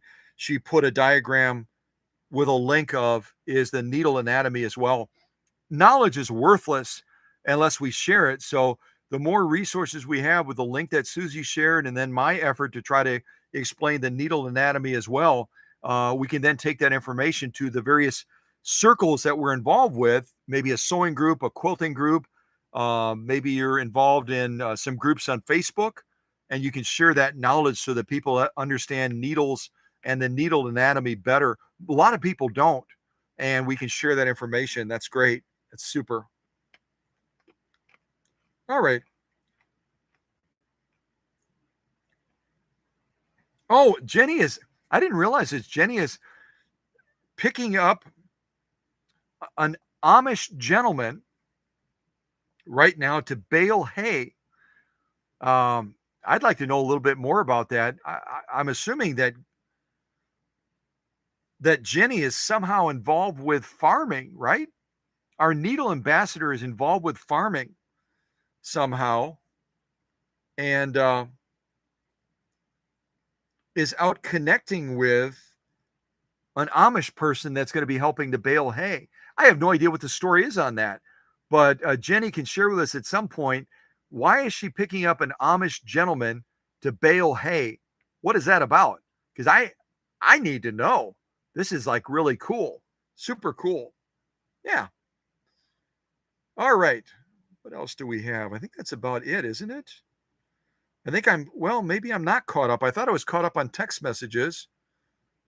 Oh, the other ones are from Gretchen. I've already read those. EAA, blah, blah, blah, blah, blah, blah, blah. Got it. Okay. I think I'm caught up. I think I've done all of my catching up on text messages. I hope I have, maybe. And now we're going to be quickly moving into actually putting this 500A to work. Yeah, I think that's the point of the live stream, is to actually at some point see this machine sew. That would be kind of cool. Yeah. All right. Give me just a second. Couple more housekeeping things to do so I can jump into this fast and furious.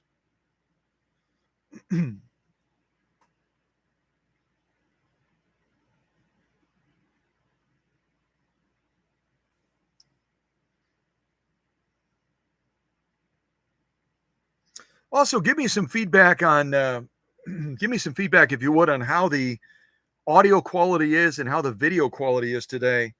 Would love to know if we're, my streaming test at the beginning of this today was really, really good.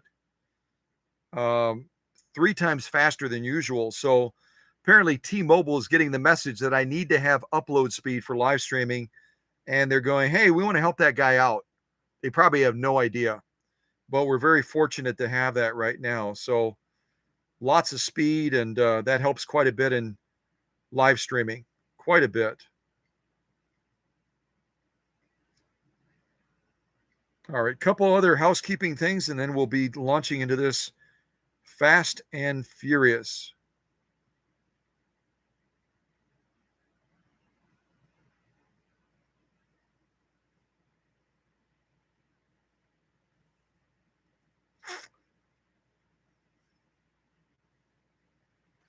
Okay, all my housekeeping stuff is done, thank goodness.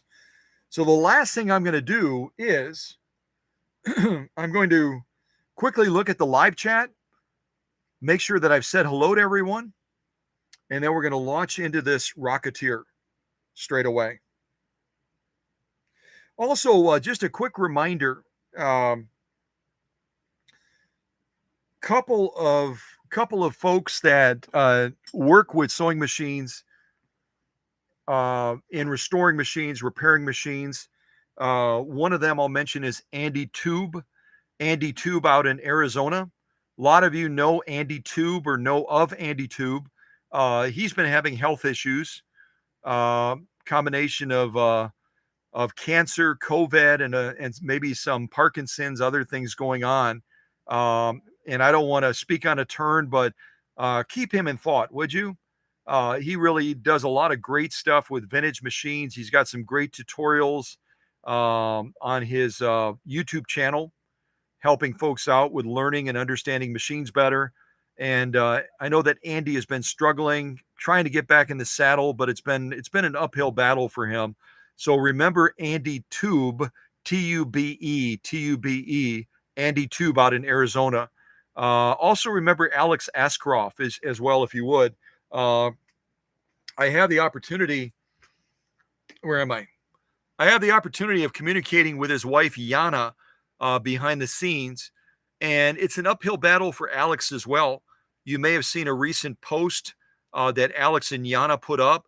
It shows his workshop. It shows the outside. It shows the outside of his workshop, and then on top of the roof of his workshop are a bunch of seagulls, and then a wheelchair.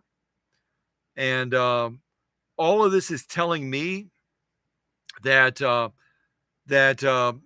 the chemo process and everything that our dear friend Alex Askroff is going through right now.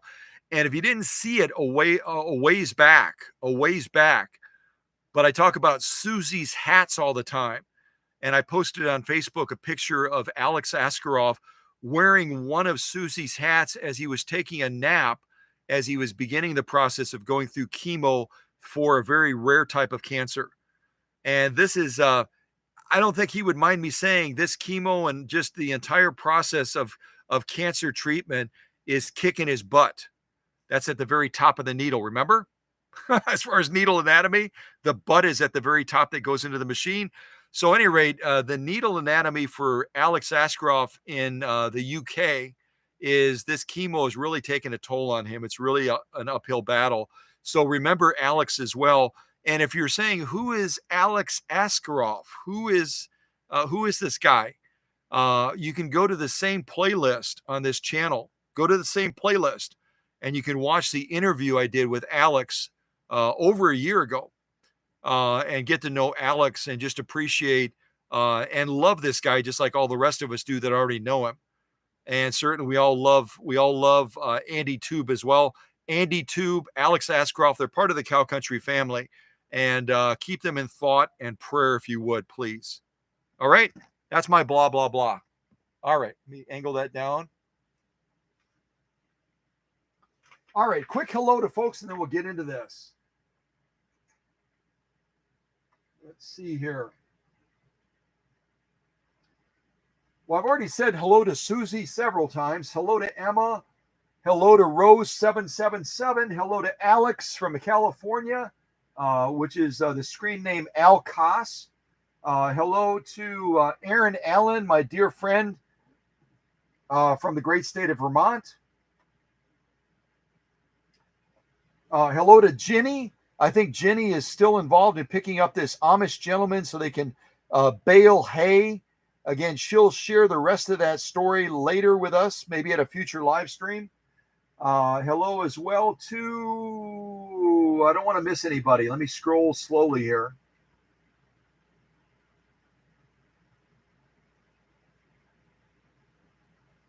Hello to Kevin and Doreen as well from Iowa.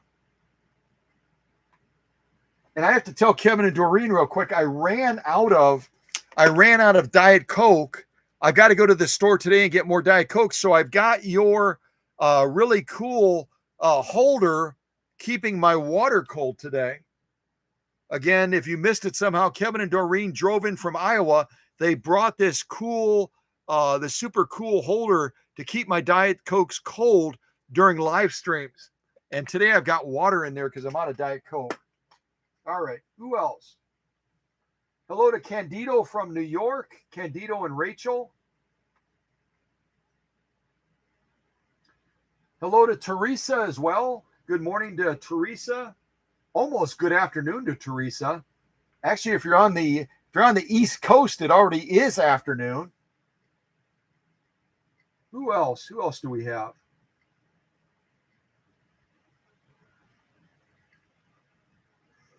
Still scrolling. Welcome again to Tim. Great to have Tim here. I believe Tim is new to us, but if I'm mistaken, welcome back, Tim. And great to have you here.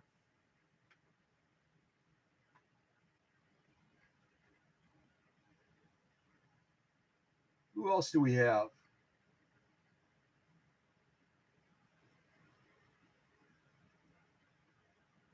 Still scrolling.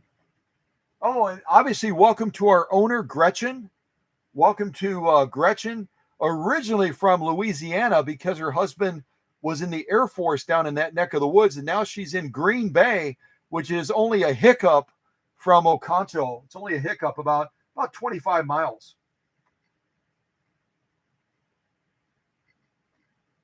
Who else?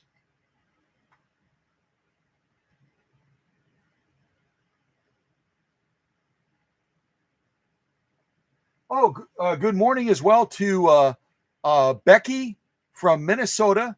And Becky's screen name is Rabawas Was.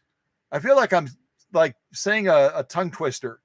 But anyway, Becky is from Minnesota, and I'm getting ready to. I was hoping to do it this week, and I ran out of time. I'm getting ready to mail Becky's Kenmore back to her in Minnesota first thing this coming week, and then I'll send tracking so she can follow that machine on that short journey from Wisconsin back to Minnesota. So I didn't forget about Becky for sure. I didn't forget. Who else do we have?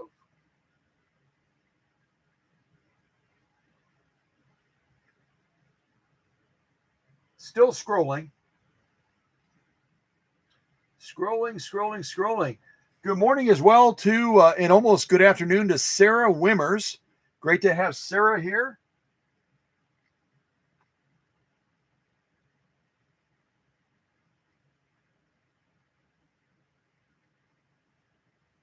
Let's see.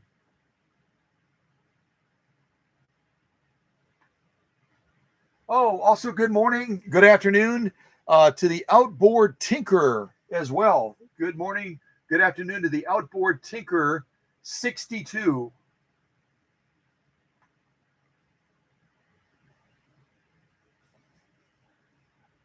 I've lost track. I think I said good morning to or good afternoon to Candido and Rachel already. I'm pretty sure I did, but good morning again, good afternoon to those friends of ours.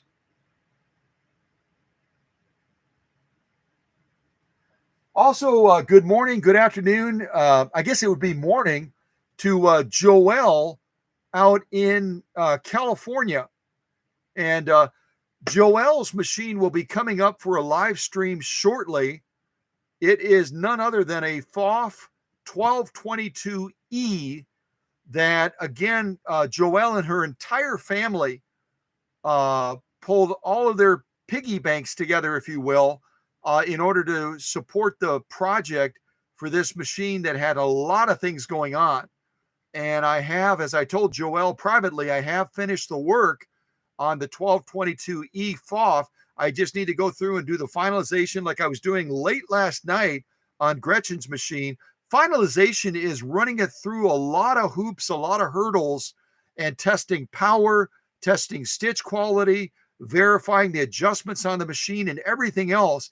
I've got to still do that on Joelle's 1222E, and then it'll be coming up for a live stream. If not this Tuesday, next Saturday, it'll come up for a live stream, and then you'll have a chance to see this magnificent machine that has a lot of hidden secrets to it. I'm just going to tell you that up front. The 1222E is a machine with a lot of secrets, and I'm going to reveal all of those secrets of Joelle's machine either on Tuesday or Saturday next week, so that you can really go, wow, I didn't know that machine had those secrets. And then you'll be able to share those secrets with other people in your circles of influence.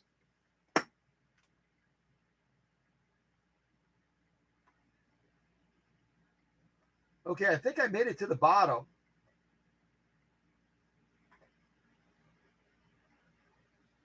Now, wait a second.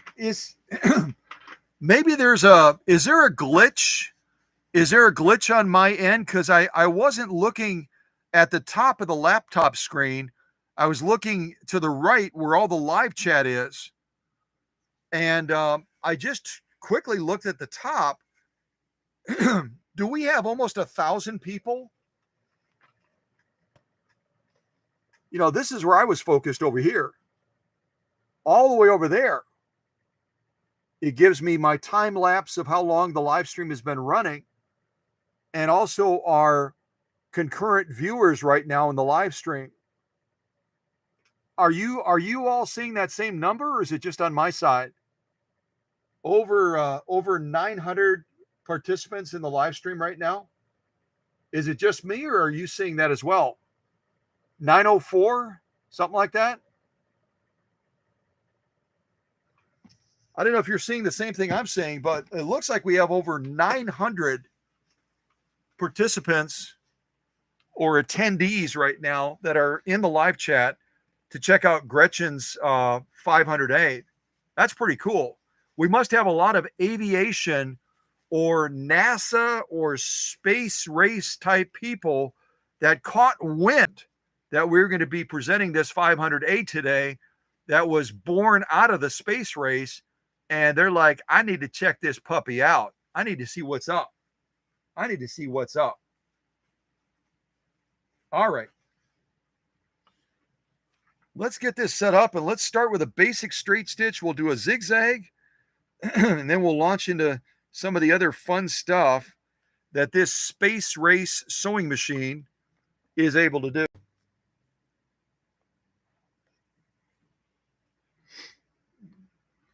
All right, and again, for a basic straight stitch, I'll just show you again.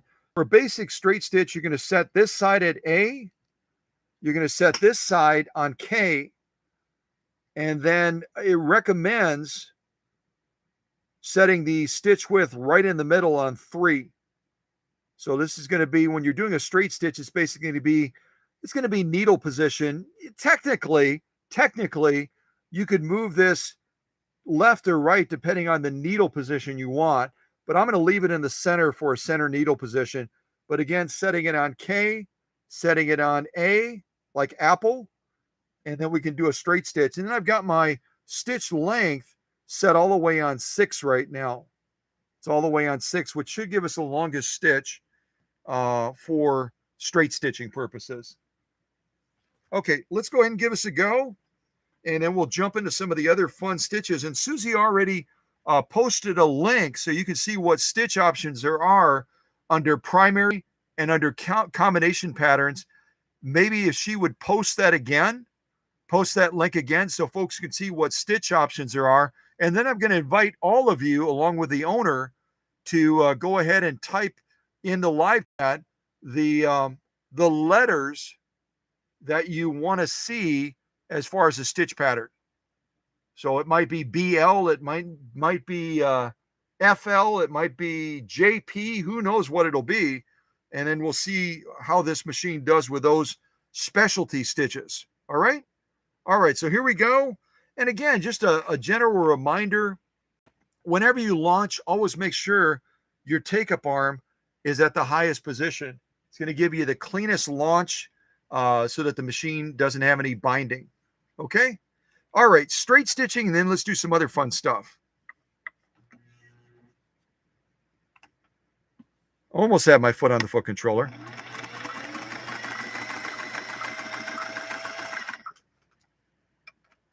All right.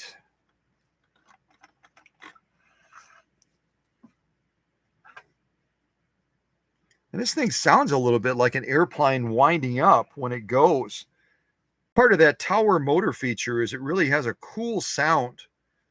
Kind of winds up like, almost like an airplane getting ready to take off. All right, I'm going to do a zigzag. So to do a zigzag,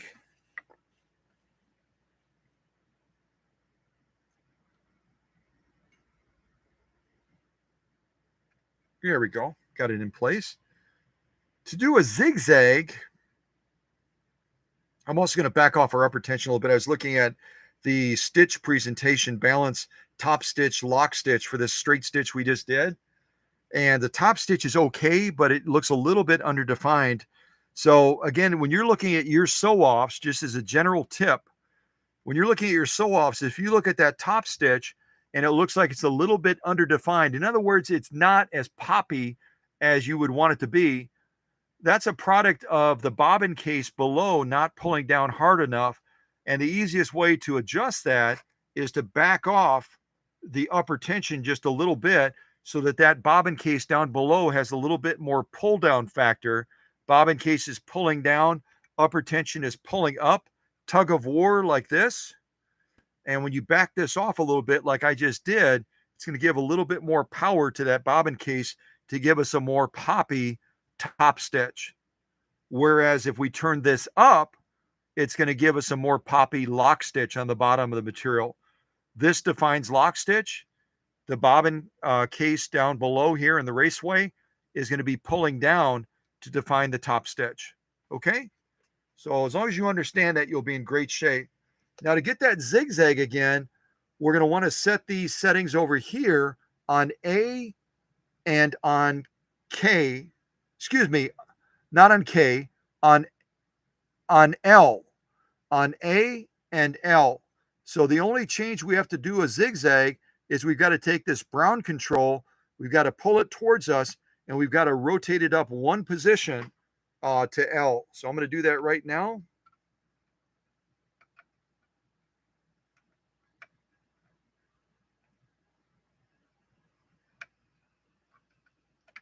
There we go. Took me a little bit of maneuvering. It's harder to do one-handed. So now we've gone from a straight stitch where we had this set on A and K, and now we moved this one over here up one position to L to give us a zigzag output. Okay? And again, the zigzag output is, you got some discretion there in setting stitch width and also setting stitch length. I'm going to leave it right about here, and I'm just going to shorten things up a little bit on the stitch length, bring us up to about 8. So we're going to be set on 8 for stitch length. I'm going to leave it right there on setting 3 For the zigzag, we've already set these two appropriately. So now we'll try to lay down a zigzag next to this straight stitch, and then I'll give you a closer look at these stitches so you can appreciate the quality of stitching for this Slant-o-matic. And again, the cool thing is I'm able to look at that stitching laid down here at the front of the presser foot instead of having to look for the output at the back because of the needle design being slanted. All right, here we go. Zigzag next to the straight stitch.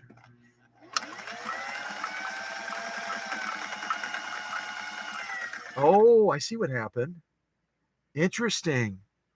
I didn't have that clicked all the way in place. I didn't have this clicked all the way in place. I thought it was on M, or on L rather, for a zigzag. It wasn't clicked all the way into place, and it popped into the M. So I have an AM, and it gave us a modified stitch instead, a variation. So I've got to pull this out again. Actually, let me raise the needle up first. Got to pull this out again and move it down a little bit further. That's all the way on K. That should be on L right there now. I was in the wrong position and this had not. That's the only tricky thing about this control is you can move it to the letter you want, but if it's not clicked all the way into place, it's going to move like it just did on me, and it's going to pop up to M instead of L. Hopefully I have it all the way in place this time on L, and I'm going to have to stitch that line again to give us an actual zigzag. It started giving us a variant of the zigzag instead. I think I'm in the proper position now. And that only occasionally happens where it doesn't click all the way into place with that spring function, but it happened to me, which is good because then it becomes a lesson for you on what to look out for. So let's try that again. See if I have success this time in getting a zigzag instead of a variant of it. Looks like I'm on L. I think I'm on L. I hope I'm on L. Let's try that again. Make it a little bit wider too, maybe. Bring it up to 4. All right, let me try this again. This is take 2 of the zigzag Rocketeer stitch. All right, here we go. Oops, get my foot on the foot controller.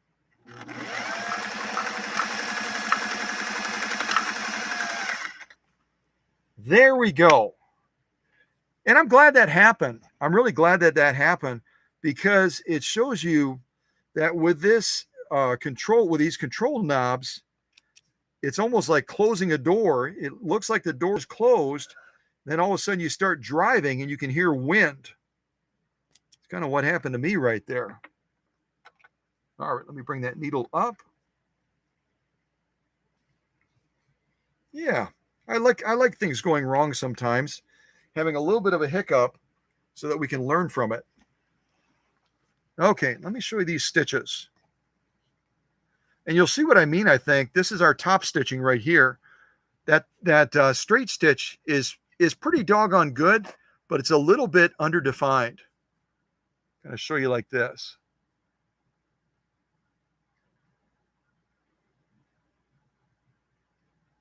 And you can see that second row. That second row is where I didn't have that brown knob clicked all the way into place. And when I initiated the sewing, it popped up to the letter M instead of being on the letter L where it needed to be for that zigzag.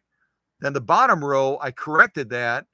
And then we got a straight stitch and a modified, and then a zigzag at the very bottom.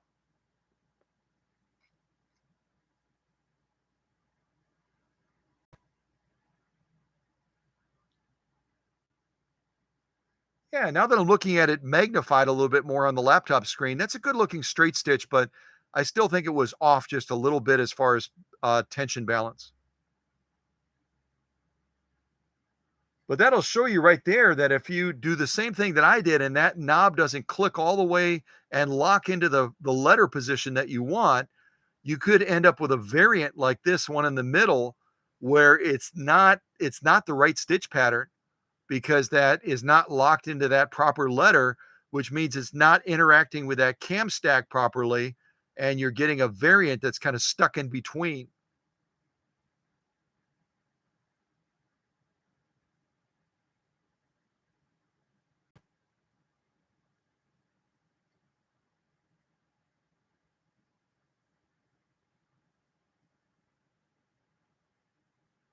Or lock stitch.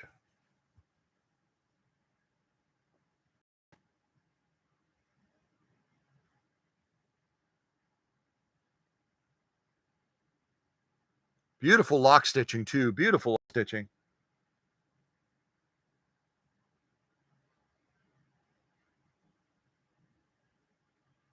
And again, we are not sewing. We're sewing on cotton here. We're not sewing with a smaller, say a universal needle. We're using a size 18 leather needle because we're going to be doing some leather sewing in just a little bit. So the stitch presentation, the stitch clarity that we're looking at right here, this is again our top stitching. It's going to look a little bit different using this large of a leather needle compared to a more appropriate needle that would be more compatible with cotton, something that would be a little bit more compatible with cotton. So just take that into account. They're beautiful stitches, but we could raise the bar on that stitching even higher if we were sewing exclusively cotton by changing out the needle types, using a more appropriate Schmetz needle that would be a little bit more friendly, maybe a Microtex needle or a universal needle that would be more friendly to this cotton material. But still a beautiful stitch, considering we're using a harpoon needle on a thin layer of 100% cotton like this.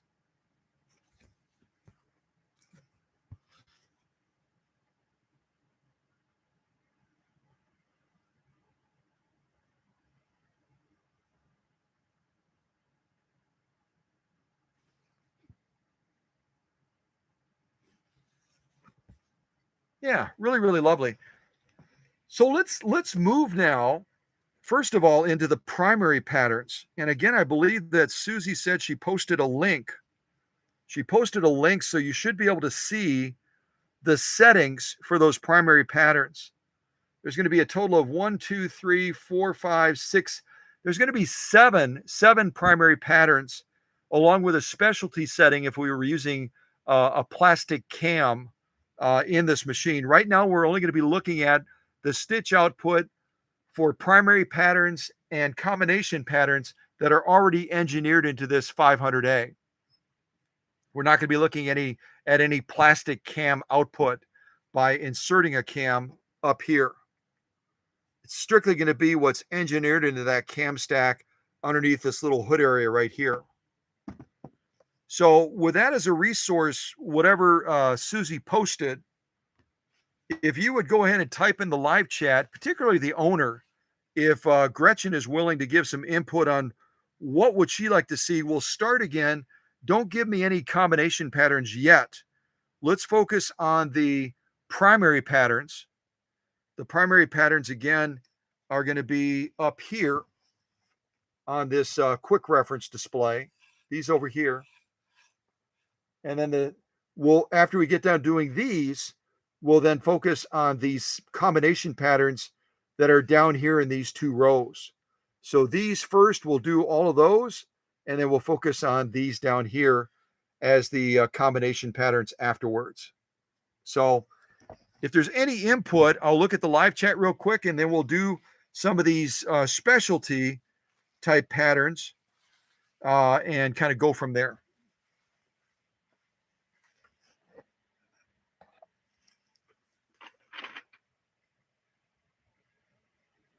Jiminy crickets. We're over 1,068 right now, as far as folks that are actually on the live stream right now. Gretchen's machine. That blows me away. That, hey, Jiminy crickets.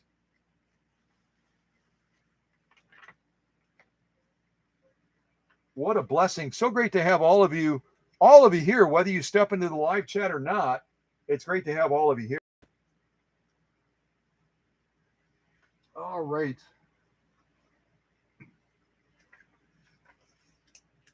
Well, I'm not seeing any input at all right now from Gretchen, the owner, or from anyone else in the audience as far as the stitches they want to see. So it looks like Susie posted that link again. So without input, I'm just going to go ahead and pick some stitches, and we will put this 500A to work in doing some of these decorative output stitches.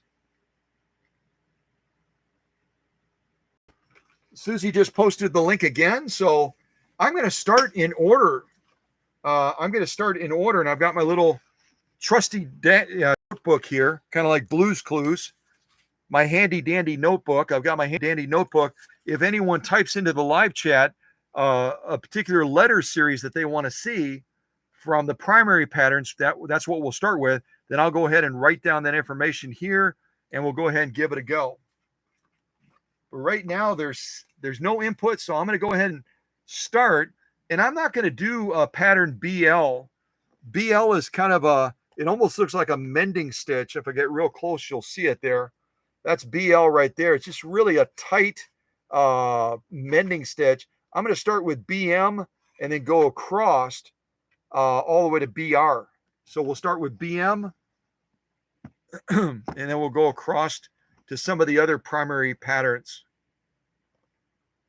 So again, just reminding you how we set them. These are our two controls right here.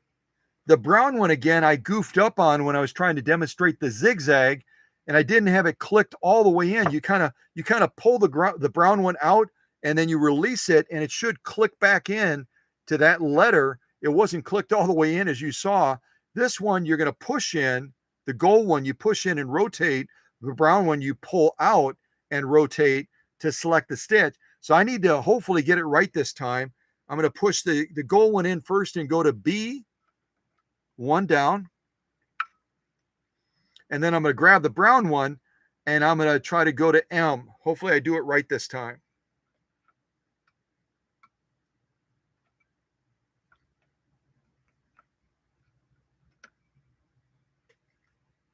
All right, I'm looking close. I think I'm on M. They're real close to each other, so I'm going to double check again. Hopefully I got it right.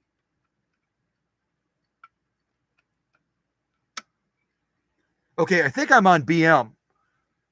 They're really, really close. If you look at them in the camera,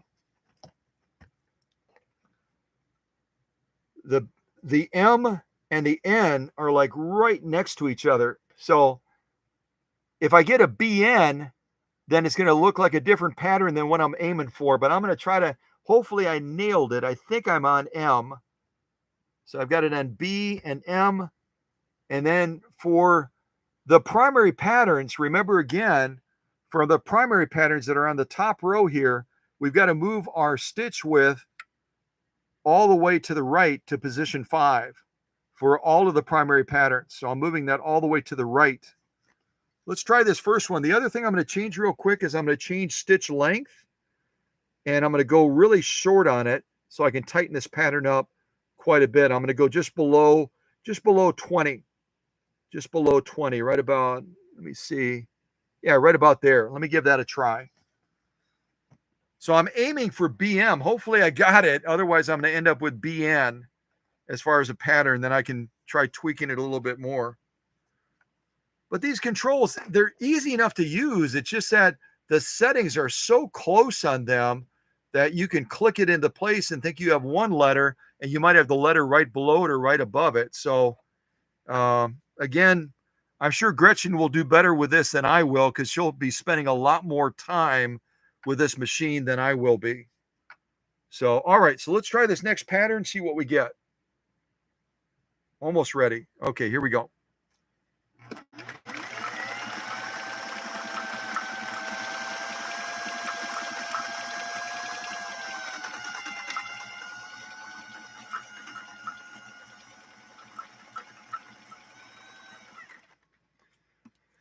I love the sound.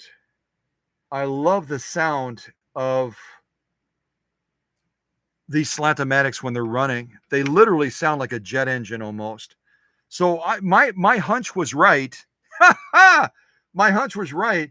I got the output for BN like Nancy instead of BM like Mary. So I'm going to have to go after this again and see if I can get the BM set. I'll go down one click. I'll go down one click and we'll go at this again and I'll see if I can get the proper stitch pattern.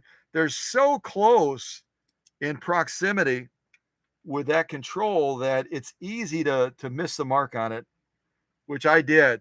It's a beautiful pattern, but that's actually BN, not BM. So I'm going to go after it again. I'm also going to set my stitch length a little bit shorter, even closer to the fine range, because I want to tighten this pattern up. All right, so we're going to go at this again. I just tweaked that brown control a little bit. And we'll see if we can pull this stitch off, and then we'll look at both of them side by side, the BN and the BM.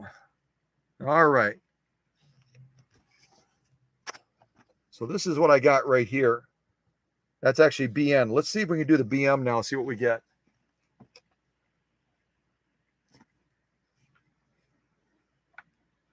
One of the feedbacks that I get regularly from folks is they love me. They love me. They love the channel. They love the Cow Country family because we are real here. We don't do editing. We don't do, photoshopping, any of that kind of stuff. What you get is what you get.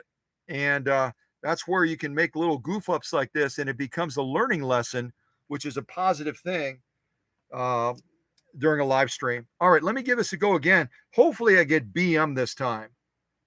Not like BM, like nasty BM, like, oh my goodness, what happened? Like the stitch. You guys, you get it. Yeah. All right, let me try this again. Oops, look what I forgot to do. See my take-up arm? You heard that little groan? You heard that groan from Gretchen's machine? Because I didn't have this all the way up. Don't make that mistake. Make sure it's all the way at the top, and then there won't be any binding like that, and it'll launch beautifully like this. Maybe I got the stitch length too short.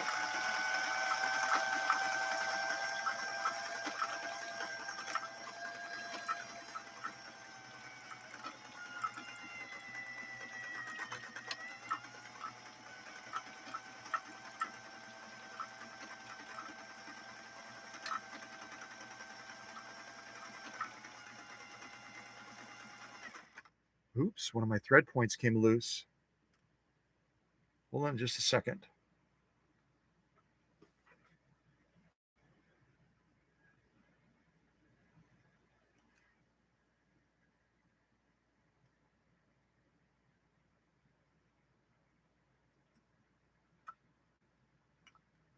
I'm just going to show you real quick. Oops. Then I have to correct our threading here. See?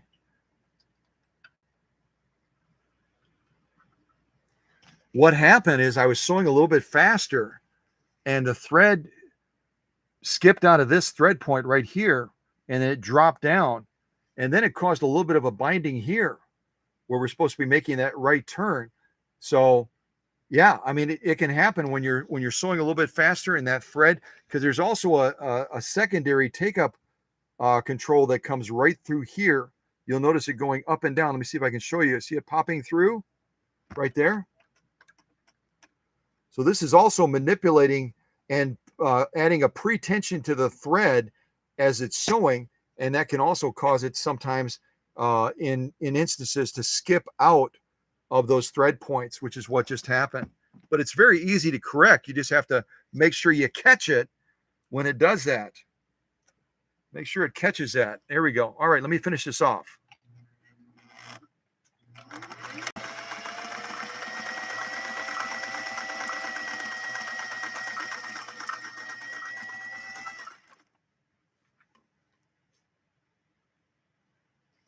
See right here, I'll just show you real quick that secondary thread take up.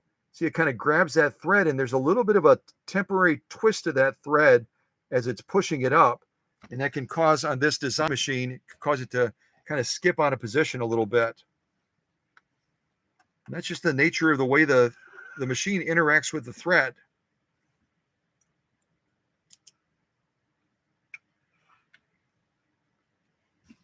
Okay, so we did get the BM pattern on the second run after I clicked it into the proper place.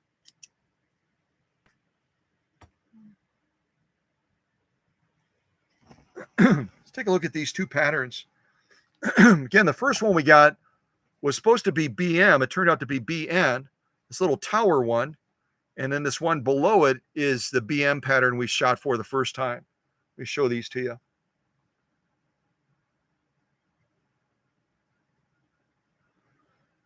And again, this cam system on this 500A, depending on where it stops when you're sewing a pattern, will decide when that pattern is going to restart again. So you'll notice sometimes that there's a partial start of the pattern, and then it launches into the full pattern series after that. That's just the nature of the cam stack and the position where it's starting when you initiate the sewing process.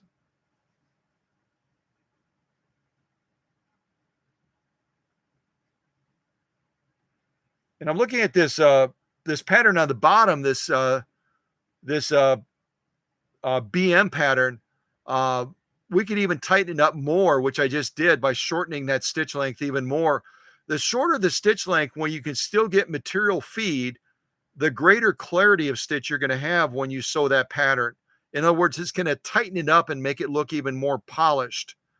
So, but you can only go so far, and then you'll lose material feed, and then you'll run into all kinds of problems.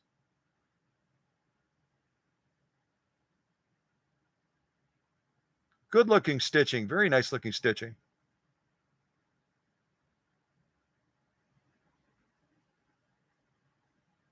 And our lock stitching.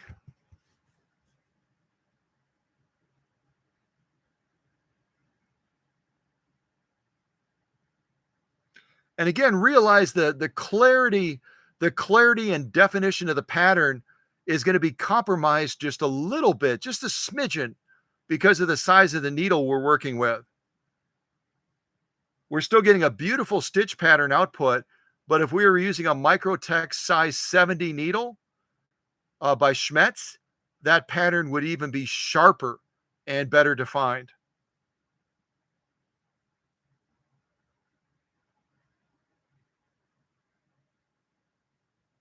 Really quite spectacular on the pattern definition, considering we're using a harpoon needle. Quite spectacular.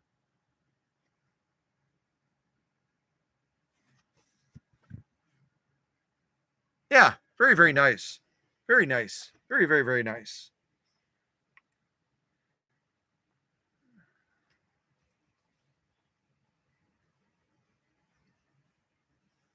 All right, let me look at the live chat.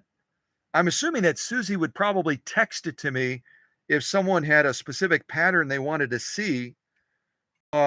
Maybe my assumption is wrong. So I'll quickly look at the live chat, see if there's anybody that typed a series of pattern letters in for a specific primary pattern on this 500A. If not, we'll be moving on to the BO. The BO pattern will be next, and we'll see what we think of that one. Let me look real quick at the live chat.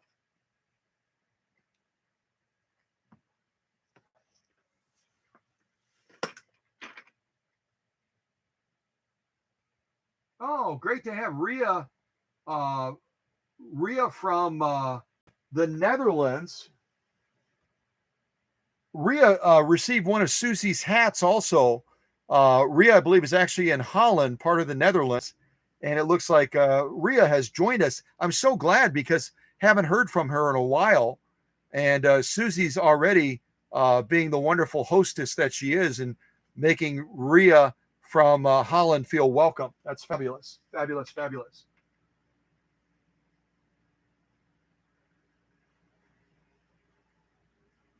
And it looks like Kathy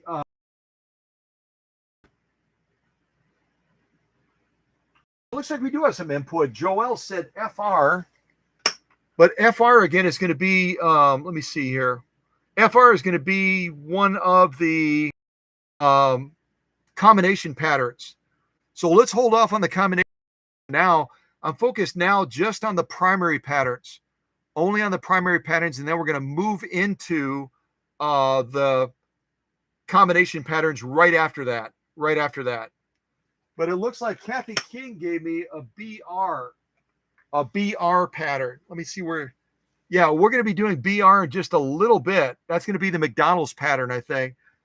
Let me, for sake of going in order, let's see here.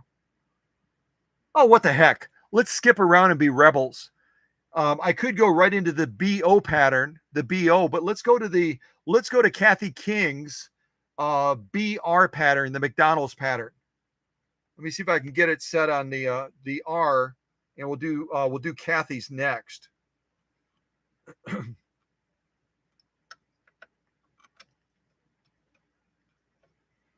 Okay, pretty sure I have it on BR.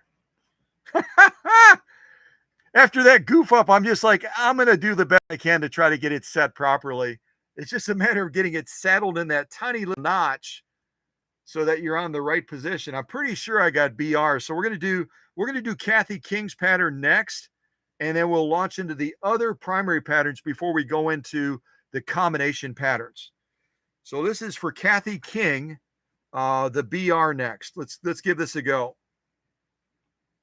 All right, I think I got it right. Here we go.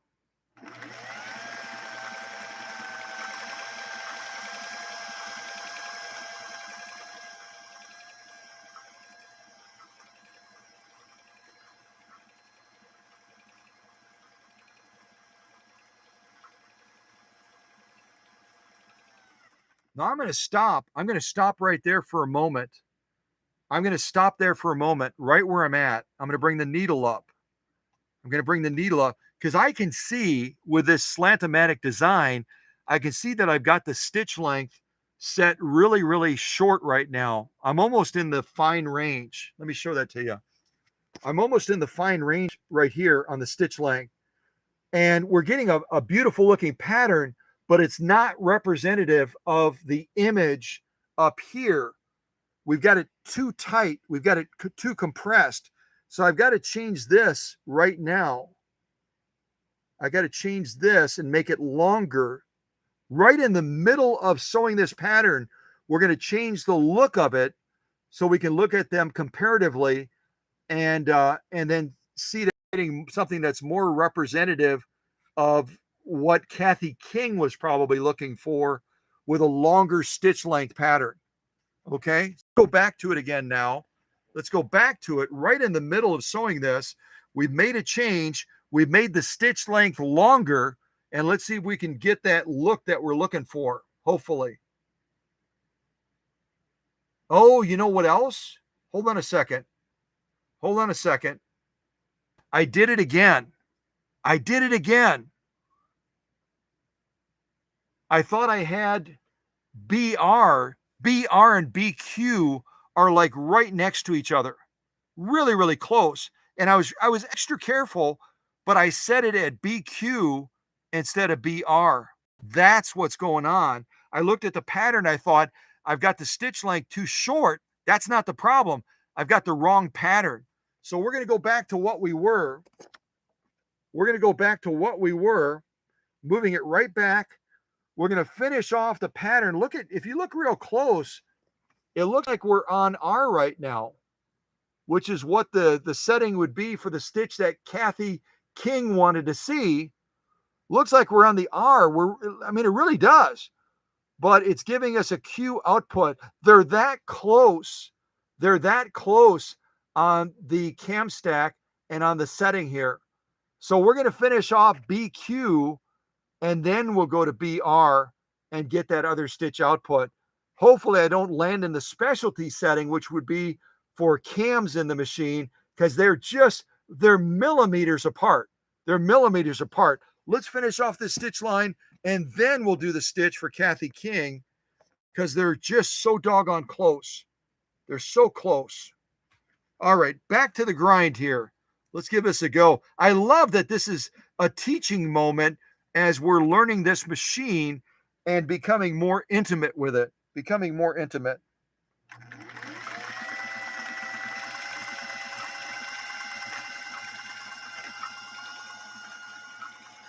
Oh, I did change it anyway. That's kind of fun.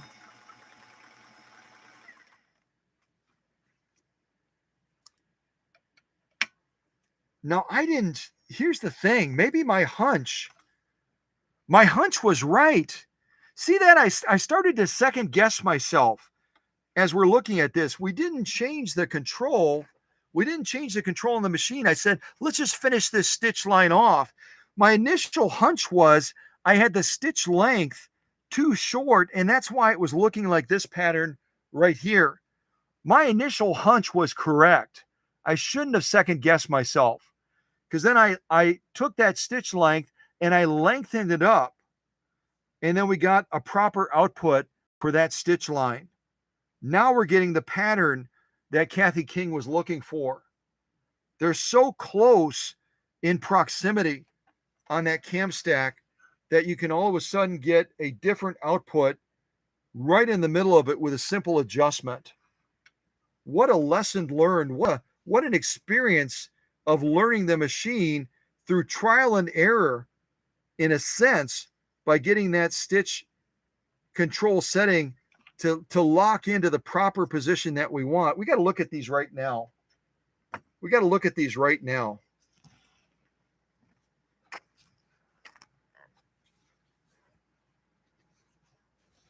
That is top. Let me just make sure. Yep, that's top stitch. So we started over here. We had a really, really short stitch length, right around the range of at the fine setting. Very, very fine. And we were getting that output using our harpoon needle. I lengthened the stitch length out, and then we got this. But I still, as I'm looking at it now under magnification, I'm leaning more towards the likelihood that we're looking at BQ. Look at the BQ pattern, and it changes when you mess around with the stitch length. So I'm going to try to sew the pattern one more time. I'm going to adjust that brown lever up just a little bit to one click position towards the special range, and see if we get another output that is more consistent with the BR stitch pattern that Kathy King was wanting to see. But it's amazing, as you change stitch length and stitch width, you get a totally different stitch presentation. I like both of them, but I don't think either one of them, I'm gonna remain the skeptic. I don't think either one of them is the BR. I think we're operating with a BQ right now. Yep, I'm about 99% sure both of these are the BQ pattern. We've got to go up a little bit higher on the stitch brown setting, and then we'll get a BR pattern. That's our lock stitch. Beautiful stitch. All right, let's go back to the drawing board. And this is the thing, when you don't have the level of intimacy with a machine like this. 500As and even 503As do not come up. They don't come up very often. They very, very seldom come up. And so I'm learning some lessons today about getting this setting right here in the proper spot. Right now, it looks like I'm on BR, but I'm getting an output that's more consistent with BQ. They're so close. So let's see if we can wiggle this up a little bit higher.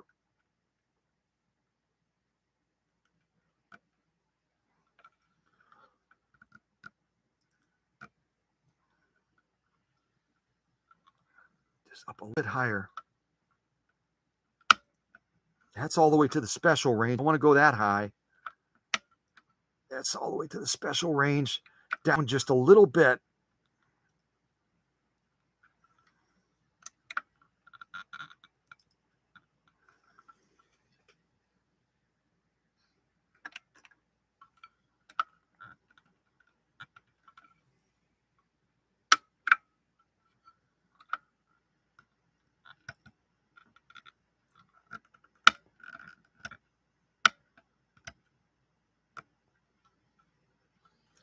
I'm so close. It's so close.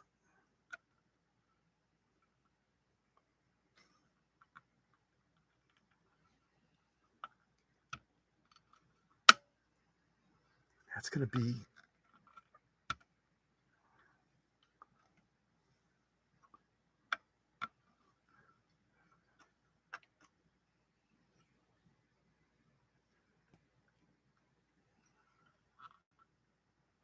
Trying to get that to lock into place.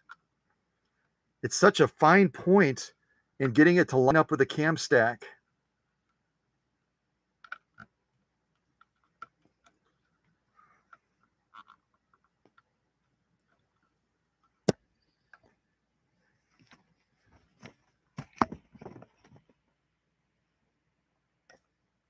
Okay, let's see if I got it.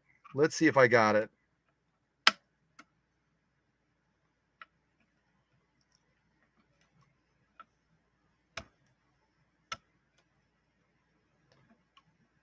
All right, I'm going to try it right there.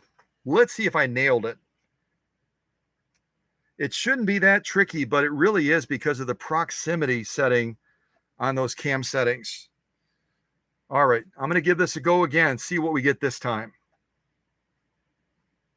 This should be, we're looking for a BR pattern. We'll see if we nailed it.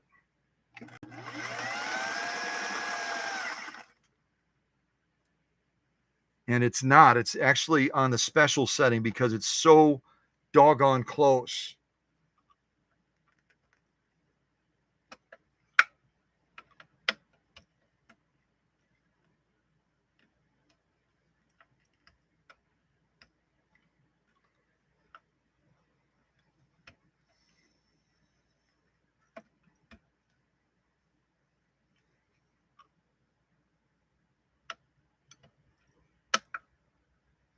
All right, I'm going to try this one last time.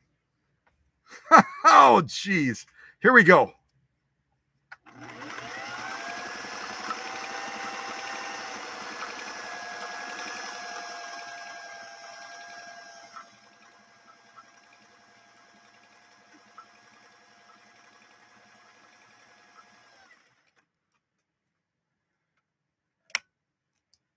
See that? You don't give up. We almost had it here similar to that other pattern, but this is the BR pattern that we were looking for. Kathy King gave it as a simple suggestion, and it should have been a lot easier than it just proved to be. But when you're working with adjusting these controls, you're manipulating a couple of controls that tie directly into the cam stack. The tolerance clearance between these settings on this 500A, like I said, are millimeters. So when you're trying to get it into that proper position and get a BR versus a BQ, you sometimes can miss the mark. But through a little bit of perseverance, I think we finally got the stitch for Kathy King.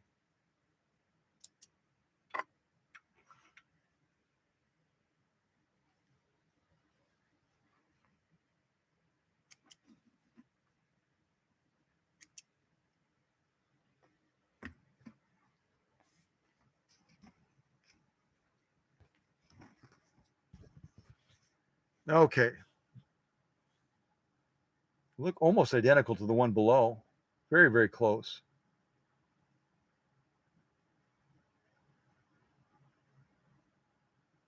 But you can see I was out of position. I tried to go too high. We were up into the specialty setting. And then the cam stack doesn't know what to do. So it generates a straight stitch by default.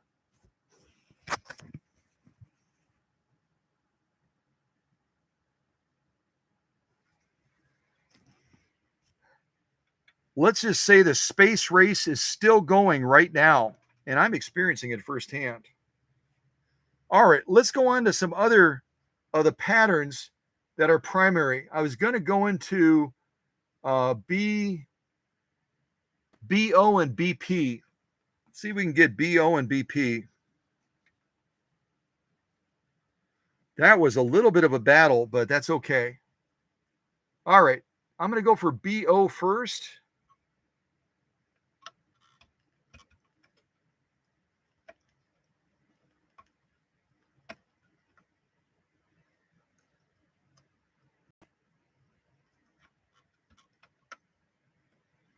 Okay, I think that's our BO right there. Let's do the BO and then we'll do the BP after that. All right, here we go. Hopefully this will be a little bit less of a challenge than that BR.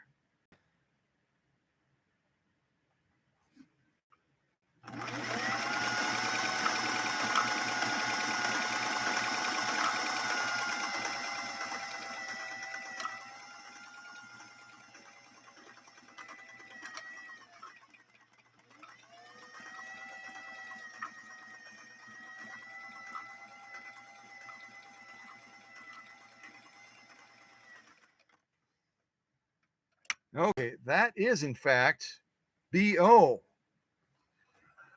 It's almost like a blind hem type stitch. Similar, but a little bit different. Now let me see if I can get the setting for the BP, and then we'll be done. Thank goodness we'll be done with all of the primary patterns. Again, the only primary pattern we didn't sew is the BL because it's just kind of a plain Jane stitch. Almost looks like a mending stitch.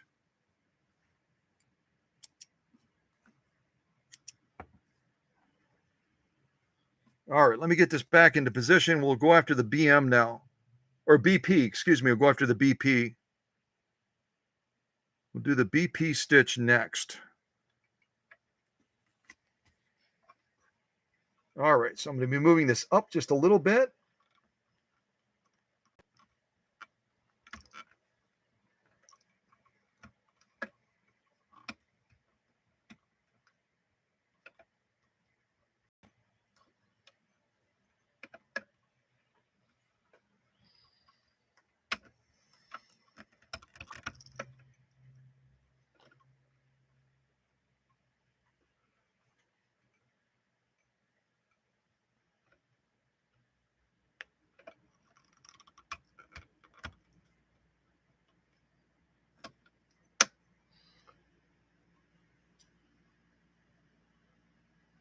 The P and the Q are so close. I believe I'm on the P. Let me give this a try. Otherwise, I'll move it down one click. One click. Let's see. That should be, we'll know pretty quick. Hold on.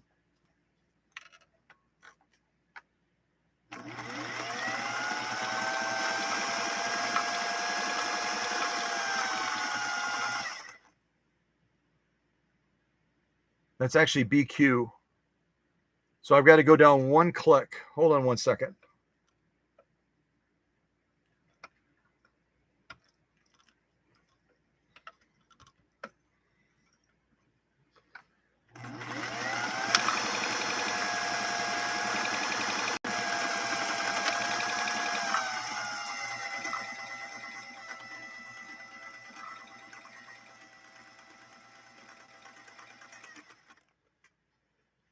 There are disadvantages sometimes. All right. With a little bit of trial and error, again, because of the tolerance clearance between these settings on here, I thought I had BP. I was actually BQ. They're so doggone close. We started out with a pattern like this. That's the BQ. Moved it up just another tiny little millimeter up so it clicked in place. And then we got the pattern I was looking for. This is the BP pattern right here. So now let's finally, after all of that fun, I'm trying to get that to click into place. See if I can show you these stitches up close now. But that's okay. That's okay. We're learning the machine. Or I should say the machine is teaching us. Okay, so top stitching first. We'll look at these two rows. The one above is going to be BQ. And then we launched into that again, and then we finally got the BP right there. So let's just focus on the stitches, and I'm going to forget some of these letters anyway. So let's take a look at these.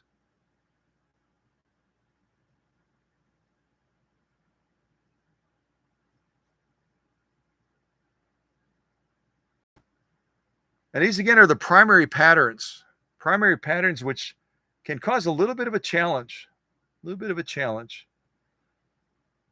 far as getting that setting point just right.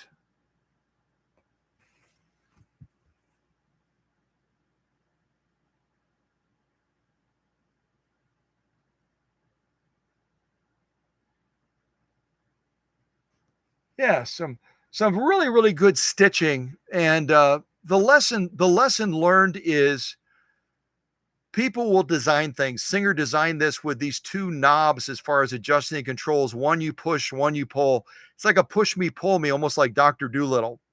But getting them to click into place when they're so close in proximity, as you become intimate, like Gretchen will be with this machine, gets to be a lot easier because you know that spot. But as you're doing like me, presenting it on a live stream, it takes a little bit more trial and error sometimes to get that right spot to get the right output. Machine is doing great, and it's today the machine is the teacher and I'm the student, and that's okay. All right, now we can put the primary patterns to the side, thank goodness. And I'll grab another piece of 100% cotton, some of this burgundy stuff. And now we can finally move into the combination patterns. And I believe Joelle had a pattern she wanted to see. I'd have to scroll back up to see what it was. But I think Joelle was focused on a combination pattern. Let's see what that is.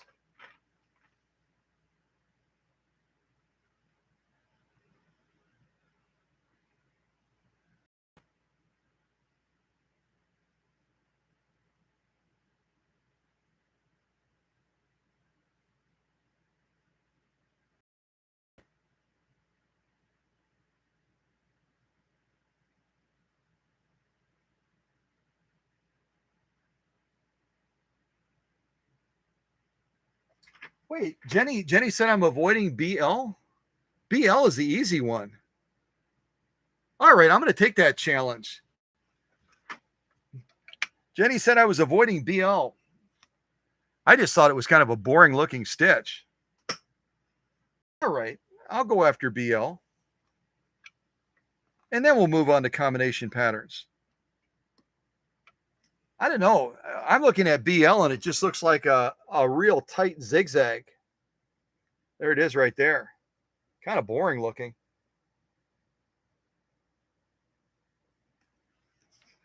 All right, let's answer our Needle Ambassadors challenge. And I will try to set this on BL. Hopefully I can do it. I believe that's BL right there.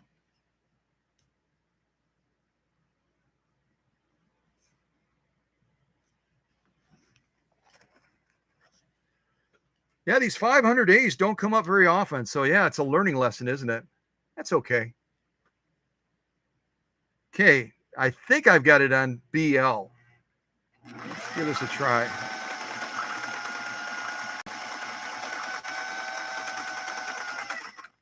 I don't. I've got it on BM. Oh my Lord. Okay, one more down. One more down. Hold on a second. I'm going to start in midstream here.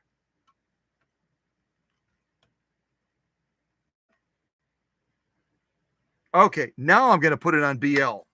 I think I've got it on BL now. Hopefully.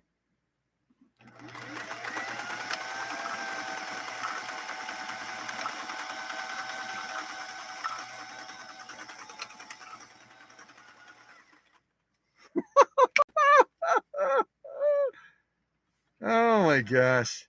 The BL is a little bit of a challenge to do with a harpoon needle.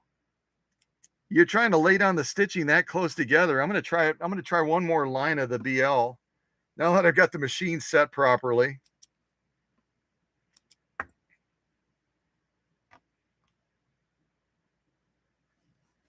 All right, let's do one more line of the BL just to answer Jenny's challenge of I was avoiding it. I just thought it was boring looking, but let's do it again. Here we go. I haven't given you guys any shots down there. Hold on a second. Does that line up? I think that lines up pretty much.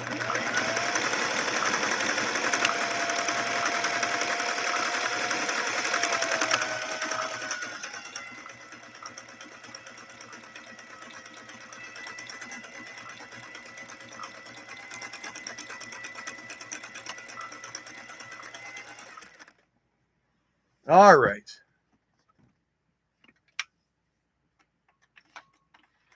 And again, remember when you're trying to lay down overlay stitching like this with this boring BL pattern, and you're using a needle that's a size 18, it's not the easiest task to carry out because there's just not much space to work with when you're dealing with a needle this big. But to answer Jenny's challenge, who's out there with picking up an Amish gentleman to bale hay, I still don't know what the story is on that. But this is our BL pattern here. Kind of started with the BM. It was in the little bit off on a position, got it in the right position, then decided to do another row of it right there. But that's what I mean. It just looks like a real tight zigzag, doesn't it? I mean, it's nothing spectacular. It's just not spectacular. But that's the BL that I decided to skip at the beginning. I just thought it was like that's not anything special. Yeah. There's a lock stitch. I mean, it just doesn't excite me. It's kind of like doing a buttonhole. The BL stitch on the 500A is like a buttonhole to me. So, yeah.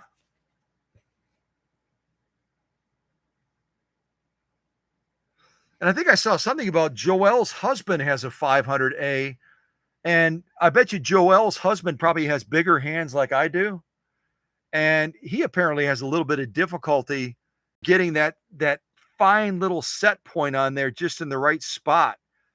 I think this design machine where you're dealing with such a minimal tolerance of millimeter between the different set points, it really was designed for smaller hands. And I bet you Joelle out in California, her husband probably has bigger hands like I do, and it's a little bit more of a challenge, isn't it? All right, let's see if we can get this back into place. Now we're finally going to move on to the combination patterns, which I think those are the patterns that are kind of interesting. I think they're super interesting on this 500A. All right. And we know with the combination patterns, they're going to recommend, so we can get the right set point straight away. For all of the primary patterns, we're set all the way over on 5, which is going to give us the widest width set point. For these combination patterns, we've got to move it to the center. It's recommending that we set it on 3. So just remember that when you're working with primary, you're set all the way at the widest point on 5.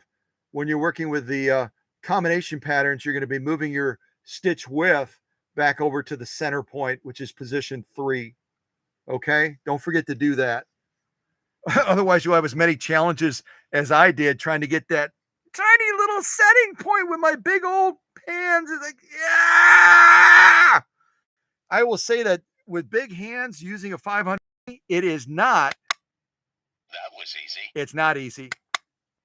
That was easy. It's not. That was easy. Oh my gosh.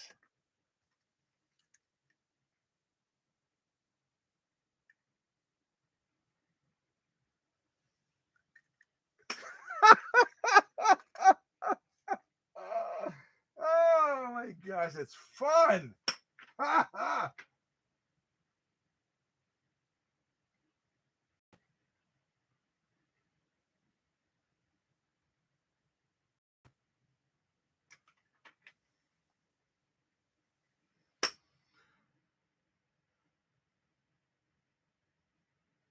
Yeah, I don't have the manual. Kathy King just wrote something in the live chat about the manual saying for the primary pattern BR stitch that the manual is suggesting setting 4. Yeah, I mean, I'm not seeing that on here. On here, it's showing you for the primary patterns. I don't know if you can see that or not. Primary patterns, setting it on all the way to the right, position 5. So the manuals are really supposed to be the ultimate roadmap to the machine, right? But at the same time, Singer with this model 500A has put this map on here as well. And maybe the map the map on the machine and the map as far as the manual, maybe they're contradicting each other, right? Because you can see here the primary pattern setting is on 5, clearly. It's on 5. See if I can get closer to that.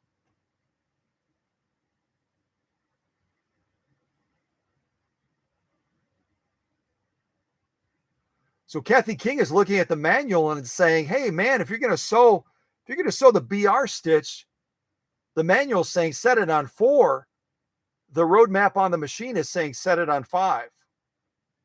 So I don't know how to answer that, other than maybe there was a misprint in the manual.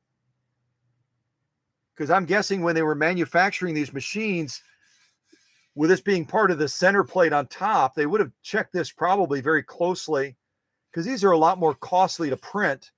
They're almost like a metal. They're a metal over the metal. But yeah, the primary is saying 5. And then when we moved on to the combination patterns, unless you're trying to create a variant, it's telling you to set it on 3. For the combination patterns, if you're trying to create a variant, kind of like I did when I didn't have that snapped all the way into place, then you might have some discretion in going 2 or 4. 2 or 4 on the combination patterns for a variant. But the primary setting for the combination patterns is going to be like I have it right now on 3. So that's interesting. We'll have to see if we can dig into that a little bit more. The plate guidance up here, which is our roadmap for our primary patterns, telling us to put it all the way over here. Kathy, looking at the manual, is saying for that particular BR pattern, it's saying put it over here. We could try both, or you could try both if you have a 500A, and then let us know what the outcome is. It's really only going to be an issue of the stitch width. That's the impact that it's going to bring. That's what this lever is for. It's either needle position or stitch width. So where this is saying set it at the widest point for primary patterns like BR, Kathy King is saying we could try a more narrow setting and see what impact it brings to that stitch pattern of BR. I've got no idea, because I was going with this as my roadmap since I don't have a manual for this machine in front of me. Don't have a manual. So interesting discovery. And I appreciate Kathy King sharing that, because yeah, it's a learning process, isn't it? It's a learning process. And as you're working with a machine like I do, and you only have that machine every couple of years. I mean, I can't remember the last time I had a 500A or a 503A on the workbench. It's been a long time. Been a long time. We learn things and we discover things together, don't we? That's the process of this classroom, is we rediscover things. So yeah, great point that Kathy made. Excuse me, great point that Kathy made. We'll have to wait and see what feedback we get from those that have 500As to try stitching pattern BR on 4 and then trying it on 5. I think it's strictly going to be a width factor. That's my hunch.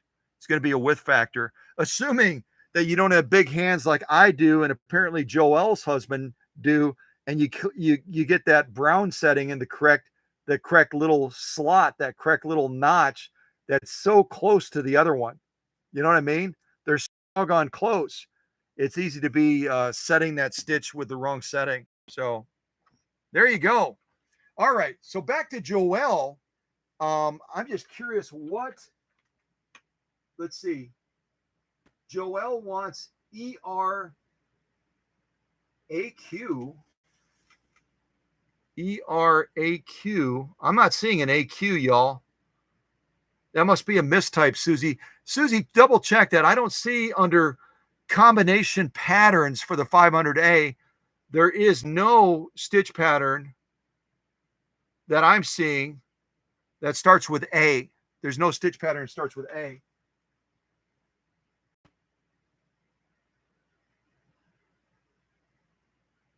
So I'm going to write down Joelle's, but recheck that one, because there is no there is no combination pattern that starts with A. For that matter, there's no primary pattern that starts with A either.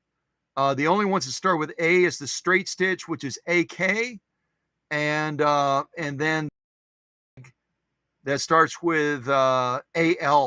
AL. Yep, that's it. So double check those, but let me write down what you got so far. Let me see what you got so far. ER. Let me see if there's an ER.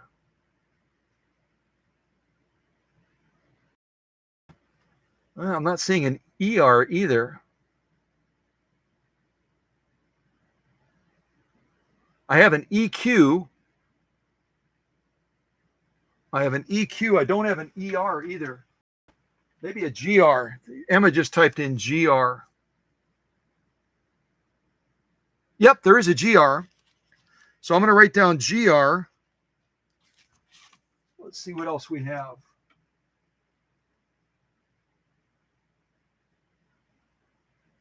Let's see if there's an ER. ER. No ER, so it must be GR. Yeah, there's no ER under combination patterns either.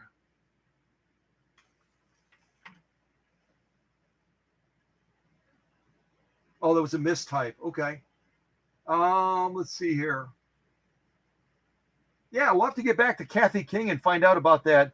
Or maybe Joel's husband, if he's got a 500A, he can try that primary pattern BR with setting it at 4 instead of 5. And I think it's just going to make it more narrow. It's not going to be as wide. But anyway, let's focus on combination patterns now.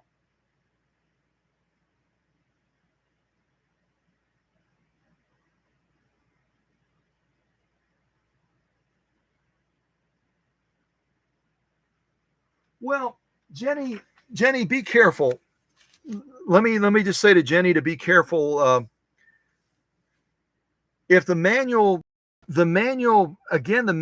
might not be in sync with the reference diagrams on the machine, because what Jenny is saying is you've got discretion to manipulate stitch length and stitch width, which I generally tell you should be able to do to get different stitch pattern outputs. But with some of these cam functions, just like on the Husqvarnas, just like on the Elm machines, they're going to give you specific settings because of how that control is going to interact with that cam stack.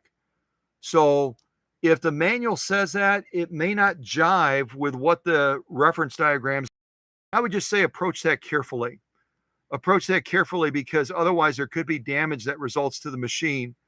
The diagrams, again, for primary patterns are telling you to set it on 5. That's where Jenny came up and said, maybe we can set it on 4 for that one stitch pattern of BR.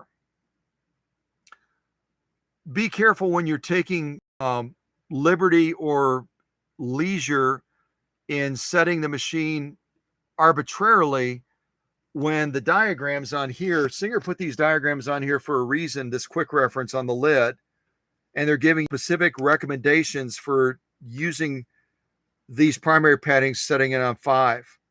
You know, if you want to try it on 4, then by all means do that.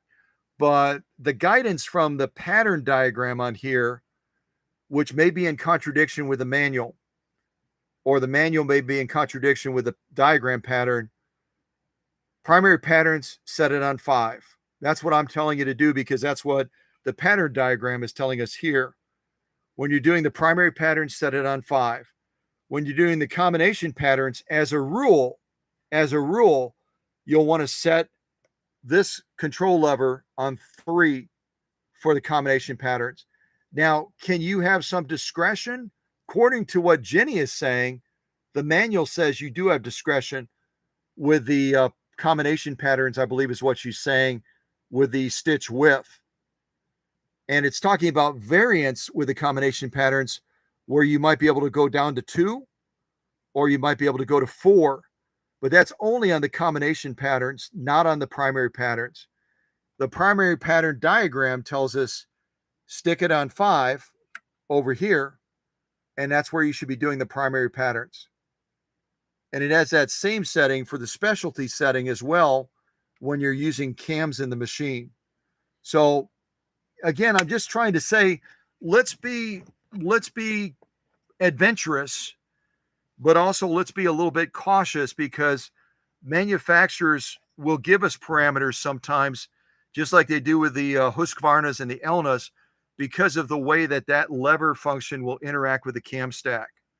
I hope that makes sense. I'm not trying to take the wind out of Jenny's ambitious scales, but at the same time, we should be able to trust a manual, but I've found instances where manuals can get it wrong. So if you want to tread that ground, tread it carefully, just because there could be damage that results to the machine if you're telling that cam stack to do something with the settings that it's not designed to do. Kind of like that first stitch I got, clicked all the way into position. Where was that one? And the cam stack didn't know what to do. I didn't have that control locked into position properly, and it was trying to go between a stitch pattern and a zigzag at the same time. Then I got it all the way into position properly, and then I got a proper zigzag out of it. So just be careful. That's kind of what I'm saying. Try to be a little bit careful, because the outcome could be damage to your machine. Okay?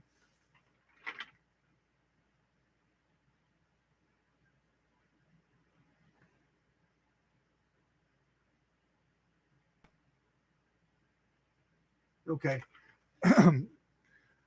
And again, I appreciate my leadership team and them kind of chiming in, but when we're looking at pattern diagrams like this on the machine, especially when I don't have the luxury of a manual in front of me. Jenny right now is kind of digging into the manual, and then she's like, no, I'm wrong. That's relating to buttonholes and that.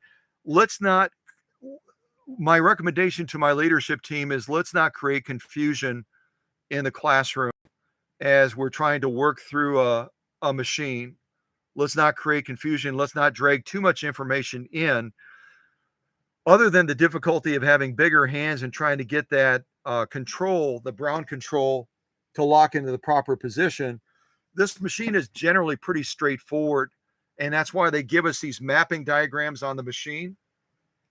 They give us these mapping diagrams to give us a quick reference roadmap, kind of like they do with the threading of the machine as well. They give us this diagram as a resource that's right there with the machine if we don't have a manual available. So let's use this roadmap as our roadmap for this live stream.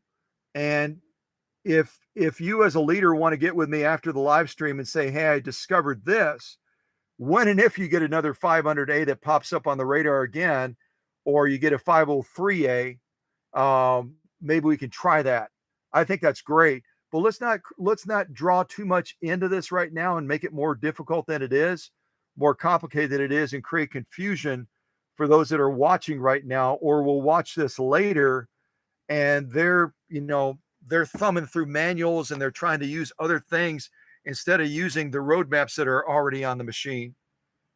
I'm going to follow this diagram. I'm going to set it at 3 for combination patterns, because that's what this plate diagram gives us.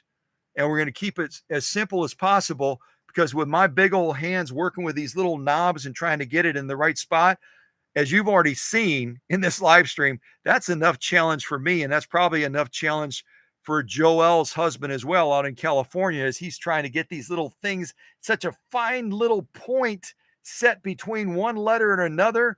And us guys are already having enough challenge with that. So let's just keep it a little bit more simple.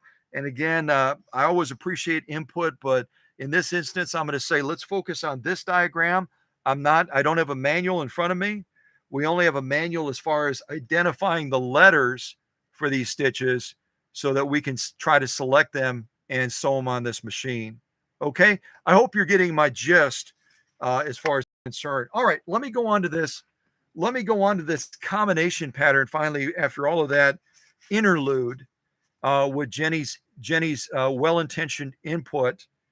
And let's see if we can set this pattern that I believe Joel wanted. I think it's GR is what we were aiming for. I think it's GR. I hope it's GR.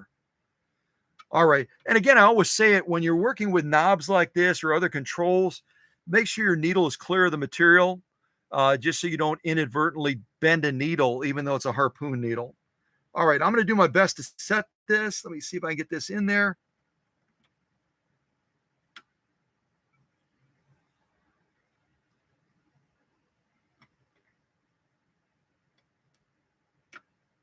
All right. I believe I have it on G.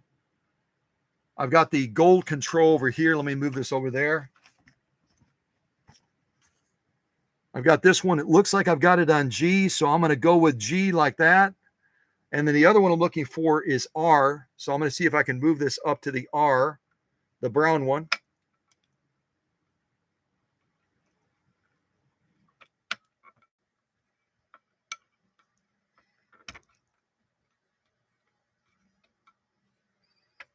I hope I don't get, the Q is so close to the R. I'm hoping I don't get Q.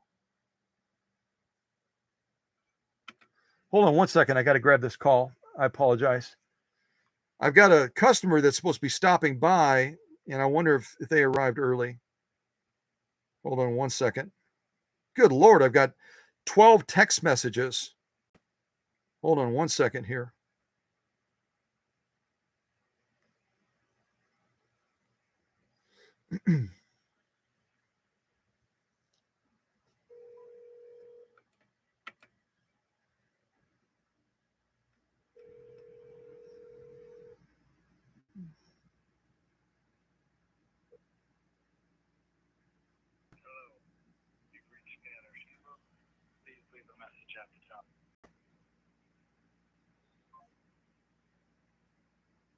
I just tried calling this customer back and I got voicemail 715-6972. Hold on a second.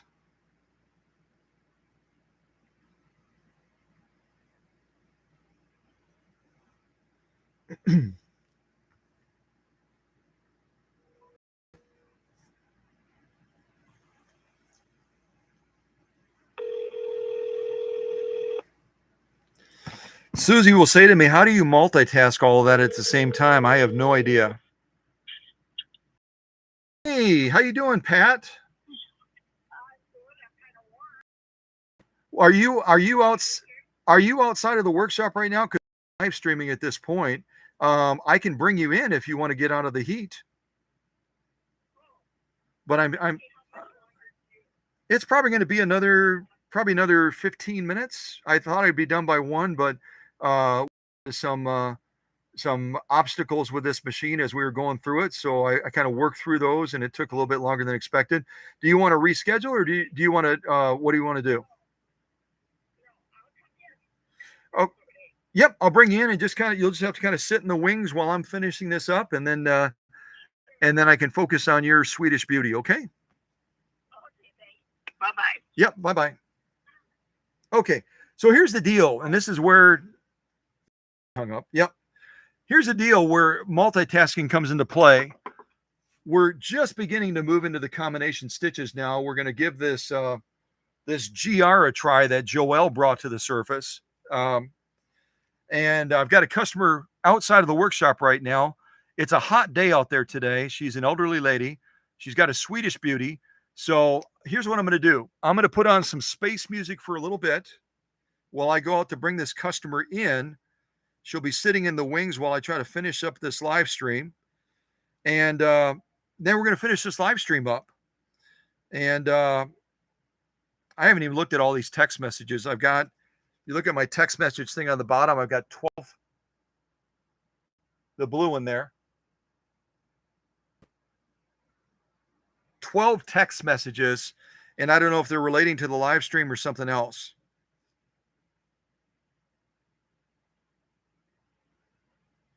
One of them is from Al Koss, Alex. One of them is from Gretchen. One of them is from Susie. Maybe more than one is from Susie. I think most of them are from Alex. So Alex, if you're watching right now, I got to get back to you, my friend. I've got a customer I got to bring in, and then I've got to finish the presentation of this 500A, which is giving us a little bit of challenge today, but we're going to overcome it. So y'all hang in there for a second. Let's see if we can put on some music real quick, and then bring this customer in out of the heat. And I'm going to stay cool as a cucumber because that's just who I am.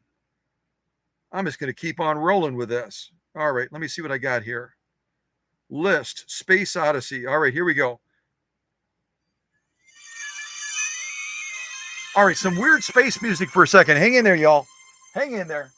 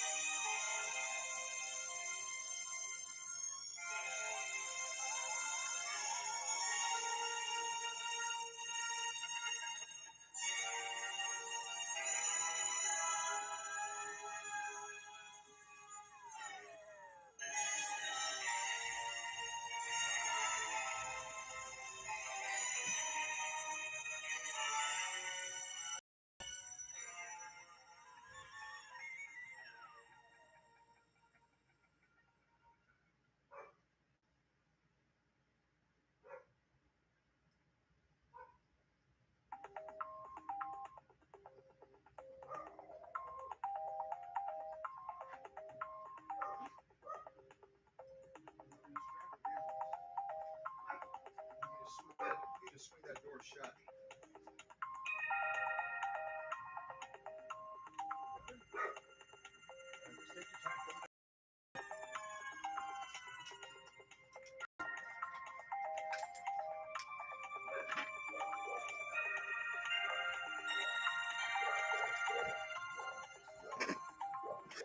So after I finish the live stream, I'm going to be doing some tweaking on this 90 for my friend Pat. That's what I just went for.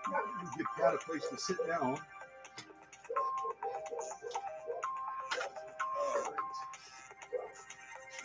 Are you okay with the stool, Pat? Okay, just come over here.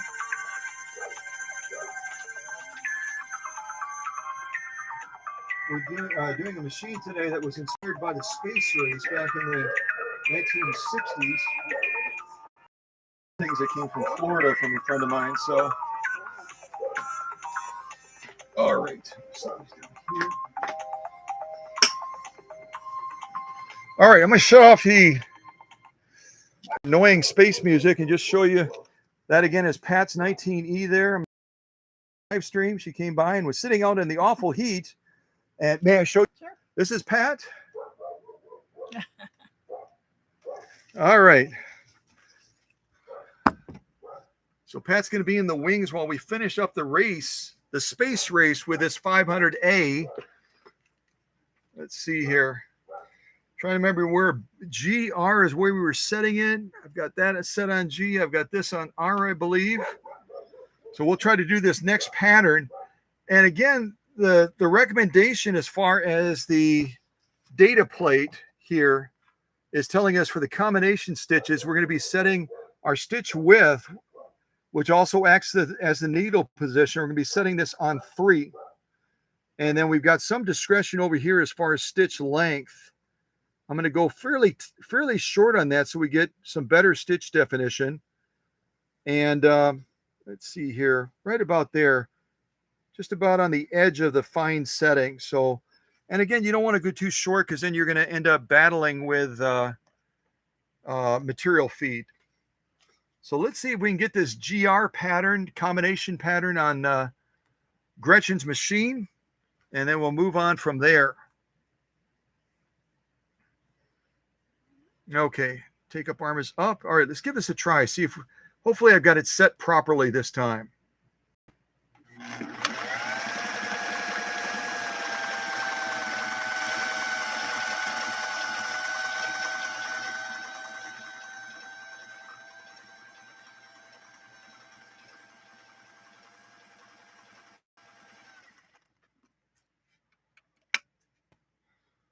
And I'm just looking at the pattern diagram, GR. Yeah, it looks like we pretty much pulled it off. Just trying to see if it's, the GR and the FR are really close. The GR and FR are really close. Extra little dipsy doodle. Yeah, I'll show it to you. I think we got the right one, but again, they're really close in proximity as far as the settings.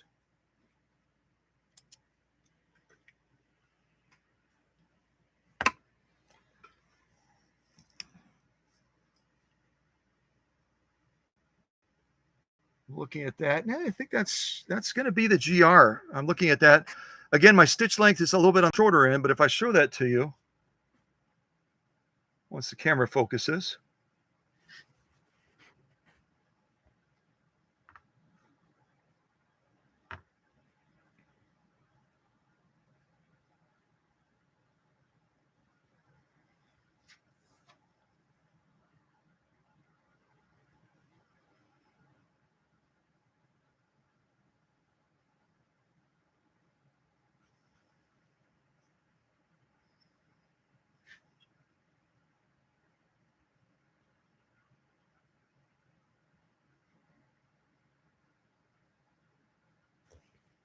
Lock stitching, turn it over.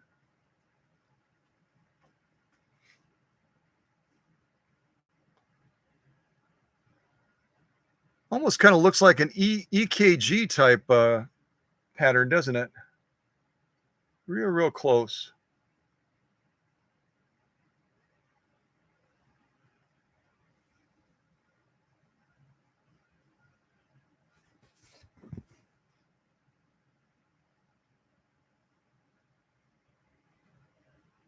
Yeah, based on the points, I think we nailed that one. I think we did. All right. Let's see if there's any other input as far as stitch patterns. Otherwise, I'm going to do a couple of other combination patterns, and then I'm going to try to wrap up this live stream. We've been running about 3 hours and 30 minutes with all the stuff that we've covered, and I need to wrap this up. So any other patterns? I know Joelle had multiple ones, but she'd also done a mistype. So if there's any other patterns that you want to see under the combination pattern, type that in the live chat right now. Otherwise, I'm going to grab a couple of other combination patterns, and then I'd like to do a little bit of leather sewing with this as well, and then we'll wrap up this live stream. Okay. So I'm going to look real quick to see if there's any input.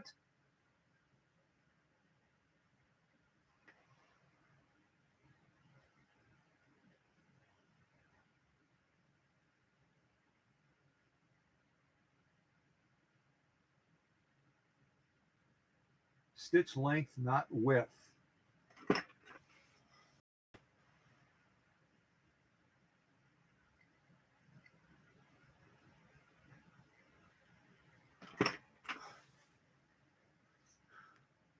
Okay, I just got a message from the owner saying that the audio quality, are we having audio issues right now?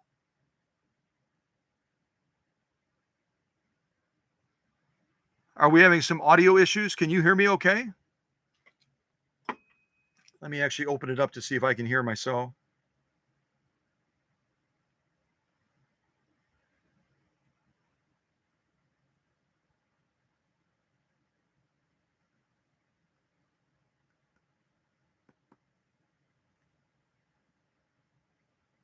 Hold on just a second.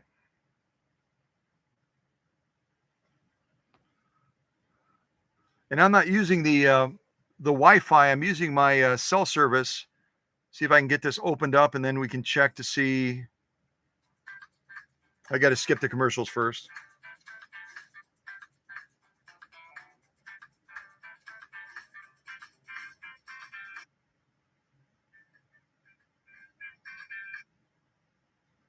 All right, testing 1 2, testing 1 2. All right, testing 1 2, testing 1 2. So this is testing 1 2, testing 1 2. Testing 1 2. So this is testing 1 2, testing 1 2. Testing 1 2. So this is testing 1 2, testing 1 2. Testing 1 2. So this is testing 1 2, testing 2. Testing 1 2. So this is testing 1 2, testing 2. That's really annoying. Hold on a second. All right, turn the volume. It must be on Gretchen's end because I'm getting good audio sound on my end. So I'm just going to keep marching forward. If no one has any other stitches from the combination patterns that they want to see, then I'll just pick some others and give it a go. And we'll just keep marching forward. And it looks like Candido from New York gave me a thumbs up that we're getting good audio quality from him. So it may just be a local issue for you as far as reception, maybe cell service or something like that, because it sounds good on my end as far as the playback. Okay, so let me do this. Let me just move into another combination pattern. This has been a little bit of a marathon because of trying to get those set points on the machine just right. So I'm going to pick another one. Let's see here.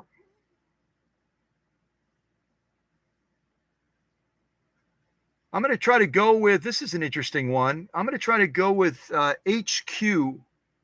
I think that's HQ.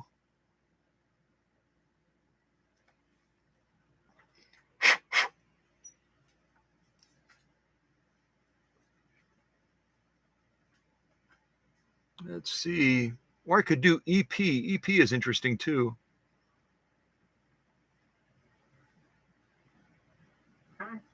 Maybe I'll do HL. HL. I think I'll do HL now. Try to do HL.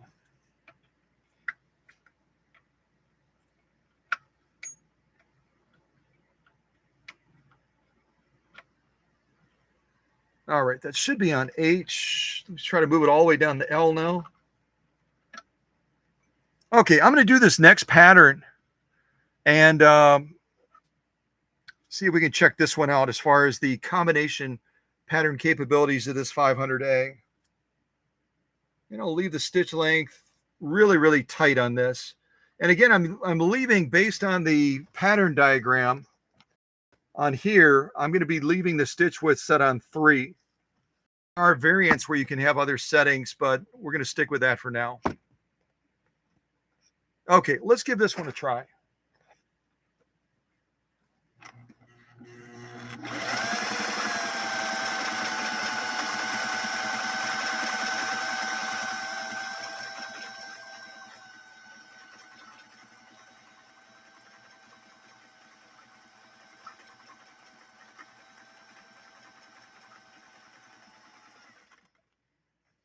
Oh, I like this one. Yeah, this is a nice one.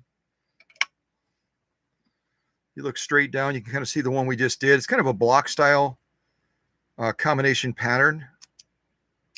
We'll do one other one. And I would love to get your input, but we're running so long right now. And I've got this other customer waiting in the wings. So we're going to move towards wrapping this up pretty quick. But yeah, that's a beautiful pattern. I like that one a lot. And then I'll show all of these to you. We'll just kind of run down a couple other ones real quick. So we just did HL. And let's see.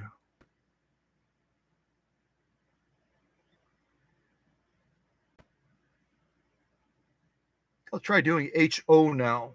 Let me move this one up a little bit, a couple notches.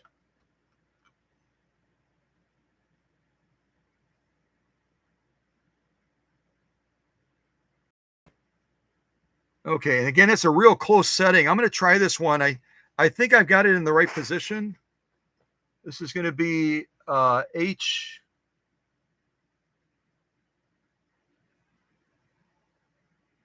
I just lost sight of it. Give me a second. HN, I think is what I was going for.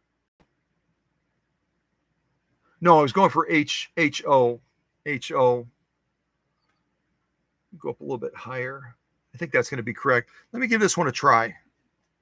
All right. And again, listen to this machine run. It really does run.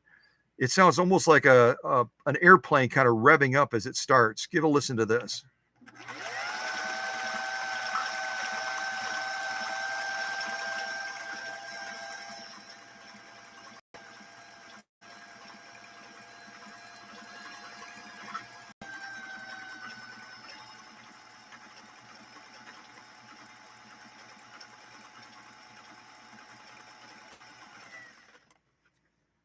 Yeah, that's kind of a cool one too. I like that one. There's so many pattern choices, and again, depending on where you set your stitch length, it really will determine the outcome of how that stitch is going to present. This is a cool one too. I like this one. This is HO.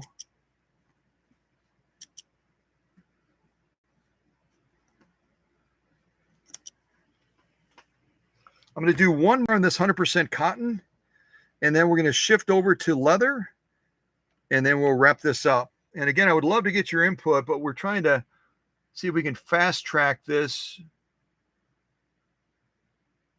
Let's see. EP looks pretty interesting. Let me check out, see if I can get EP set on here.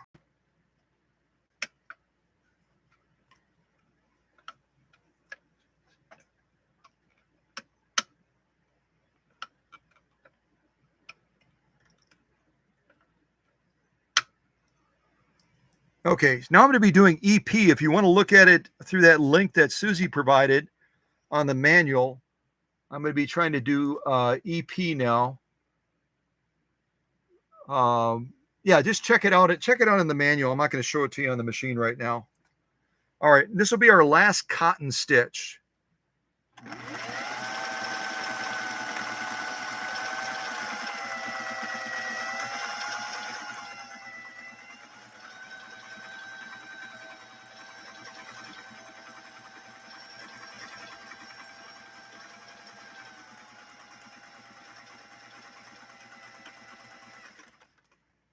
Yeah, that's a good one to end with on cotton, I think. So let me show all these to you right now. And again, remember, if you're joining us late, I'm sewing with a very, very large needle, size 18, which equates to a size 110 leather needle. We haven't sewn really any leather on this live stream at all yet. We haven't done any leather. It's all been cotton as we've tried to get the control settings in the right position.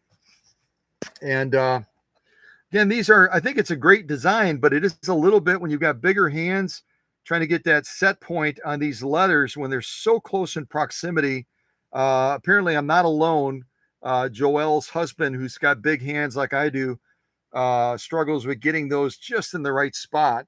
But over time, you get adapted to a machine, you get familiar with it as far as, its function, intimacy, and all that. And it becomes a lot easier task than when you're doing it like me, once in a blue moon, working with a 500A. So, so these are the stitches we've done on cotton. I'll just show them to you real quick. And then we're going to do a little bit of leather sewing, and then we'll wrap up this live stream. Those are all spectacular patterns, I think. And when you're sewing cotton like this with a size 18 needle, a leather needle, the quality of stitching we're getting is really kind of amazing. It's really spectacular.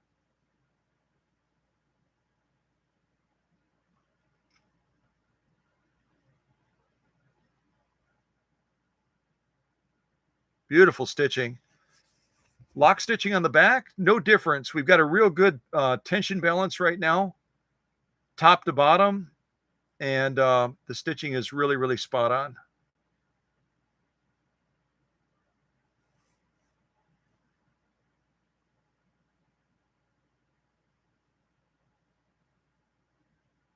And again, if we were using a Microtex size 70 needle, you look at that right there, the clarity of stitching would be even better than it is there. But considering we're using a very, very large needle, it's really quite spectacular.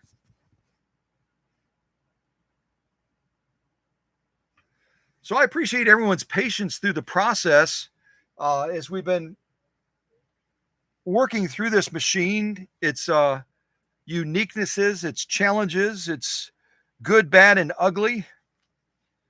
And I'd like to wrap it up with some leather sewing. Here's what I'd like to invite all of you to do. And if you want to look at those patterns again, we'll probably stick with the combination patterns for now. But if you want to pick out one final combination pattern that I'll sew like I do around in a circle so we can get a really nice symmetrical display of that stitching, go ahead and type in the live chat right now the letters for one of the combination patterns. The letter for one of the combination patterns. And I will do that as a final sew off on some saddle grade leather. I think I have a circular piece cut. I do. It's right there. But I also, for the heck of it, let's see here.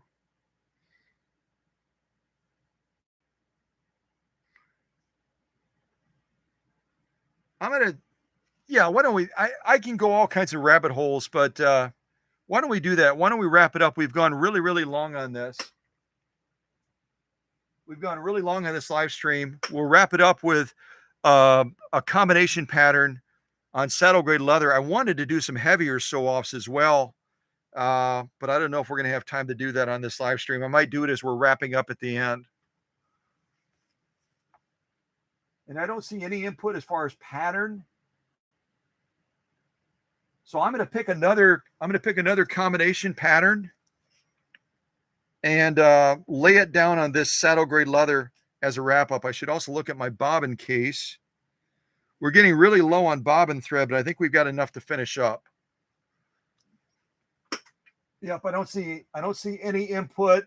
There's no input as far as a combination pattern. So I'm just going to pick another one. What do we have here?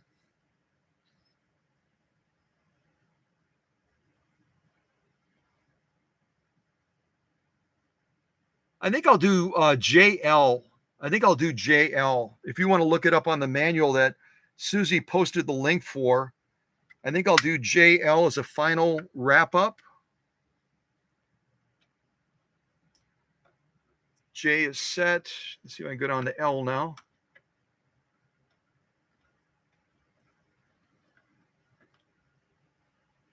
Okay, I believe I've got it set on JL. Again, the set points on this have a very, very narrow tolerance.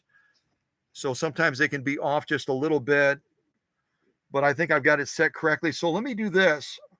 What I'm going to do so that we don't spend a half an hour going around this leather, I'm going to take my stitch length and make it a little bit longer. We'll lose a little bit of the pattern definition, but we'll see if we can buzz around on this final pattern sew off on this saddle grade leather. And then again, as I wrap up, I might bounce over to some heavier sew offs, laying down some zigzagging. I've got these already pre-cut with some saddle grade leather, some protected full grain leather, and then we can at least see the power of this machine as well. I don't want you to lose track of the fact that while this can do a lot of fancy stitching, and it's incredibly lightweight, this 500A is probably only about 6 pounds heavier than a featherweight because it's aluminum cast. But it's also got a powerful 0.6 amp tower motor, and it's able to handle the heavy duty sewing as well. So I will put on a little bit of space age music as I promised to do before when I stepped away to bring Pat inside. And You can listen to space age music as we sew around in a circle.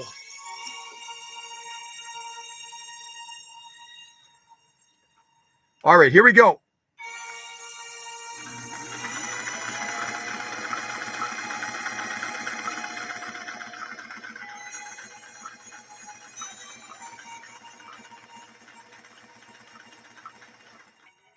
I hate the look of it. I hate the look of it because it's not tight enough. Let me tighten it up a little bit and we'll continue.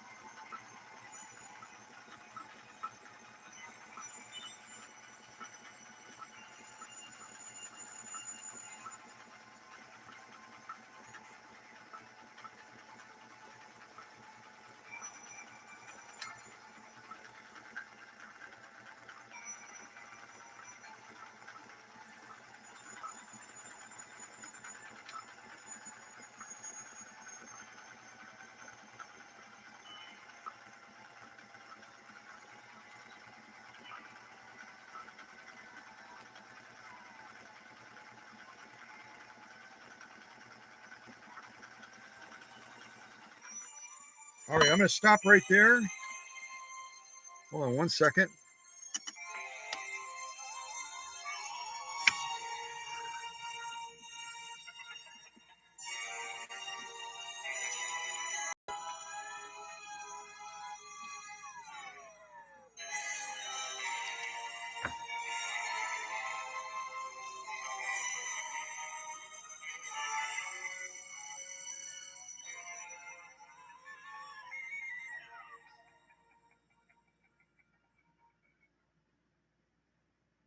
EQ.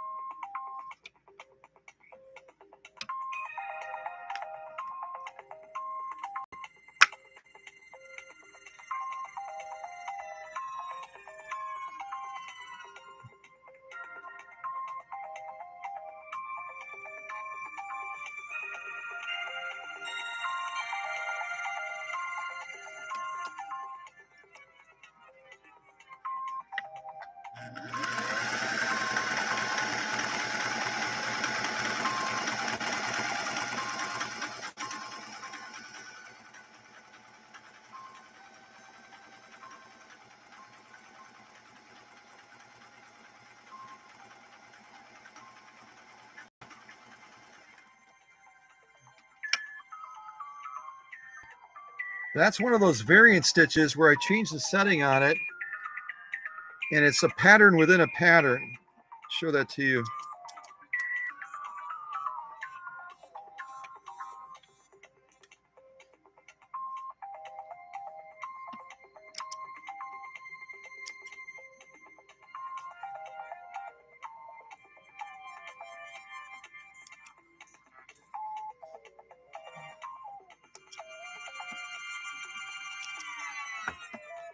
Yeah, I don't know if I like the variants very much.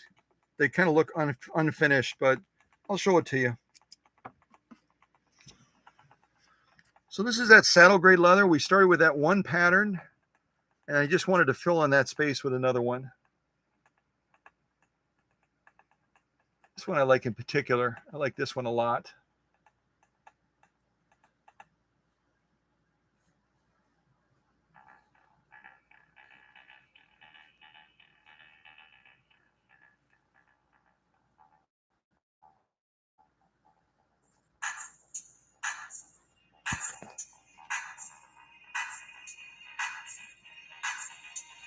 See how I changed the stitch length right there? I should have stuck with the same thing, but I wanted it tighter, so I kind of moved from there to there. May have gone too far. Lock stitching. finally we get to sew some leather. And that size 18 needle goes through it just like a hot knife through butter. All right, well, just a quick recap. These are some of the stitches that we did on this machine today. Combination stitches.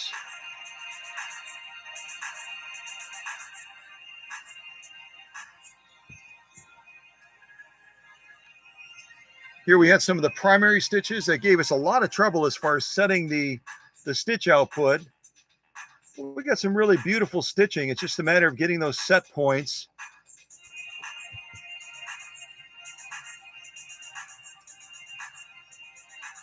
I still don't like that one. That's that primary pattern BL. It just looks like a real scrunched zigzag stitch.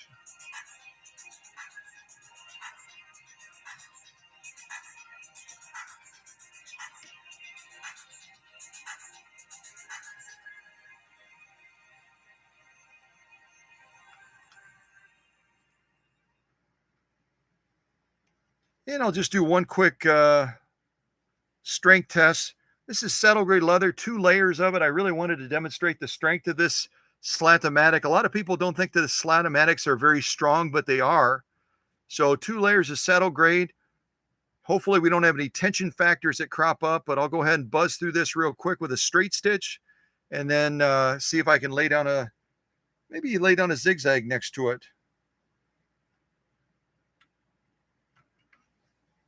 Lengthen our stitch quite a bit.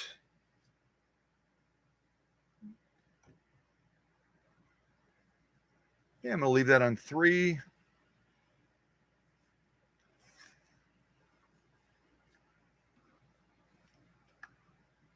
And I'm going to do this.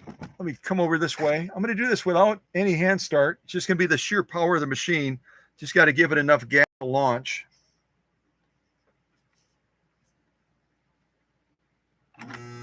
Oh, we hit it hard. That is thicker than I realized. Hold on a second.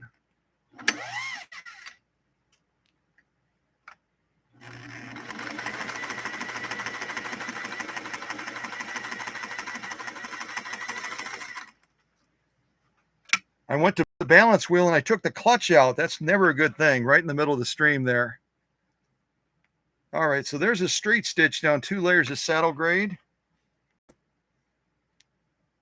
And we're going to see if we can lay down a zigzag or something equivalent next to it.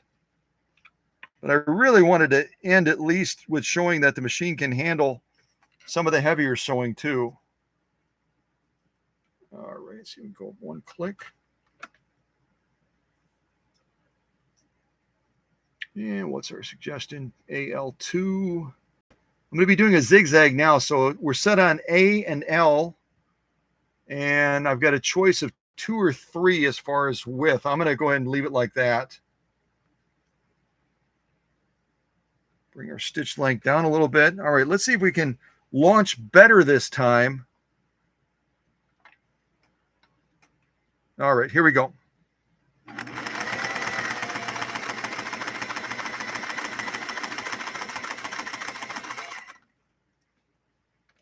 Yeah. Probably a little bit too narrow. But the whole idea is that we got through those probably about 8 ounces of saddle grade leather.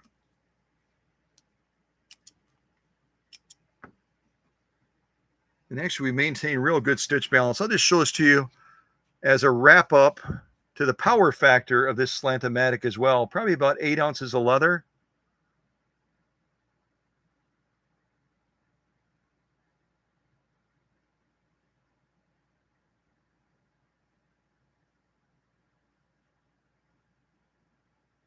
That's thicker than a heavy belt, is what we just went through. Turn it around, lock stitching. Very good stitch balance and stitch definition coming through all that leather as well.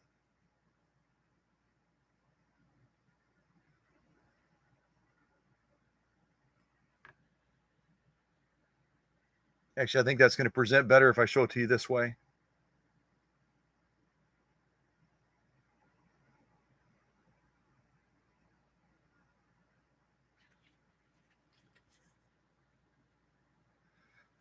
So the Slant-o-matic 500A that was inspired by the space race right around, well, 1960s, 61 to 63, uh, really is not only a good looking machine with the streamlined look of it, but it's got a wonderful design for anything from decorative to ornamental to heavy duty sewing. And it's a much easier machine to set if you don't have big hands like I do. But without applying that excuse, I'll just say that it's a great machine to get to learn, to experience the greatness of it. And I'm really grateful that Gretchen brought this machine. I guess she discovered it northern Wisconsin, bought it from, brought it down so I could take it through the process. And I hope you've enjoyed learning a little bit more about it. Also, the history of the space race and all the other things that we covered in this live stream. So, hope you have a great rest of the weekend. I'm not sure what I'll present on Tuesday or if we'll have a live stream on Tuesday, but keep watch for that and continue to share the knowledge that you get in these classroom with other folks in other circles. Okay. God bless, and we'll see you all soon. Take care.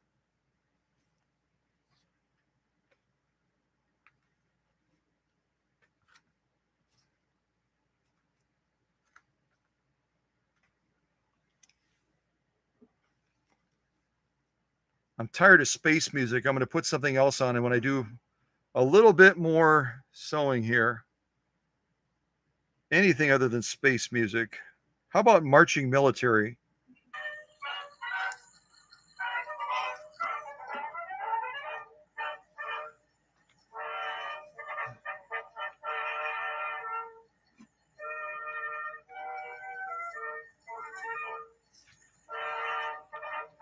This is elk hide.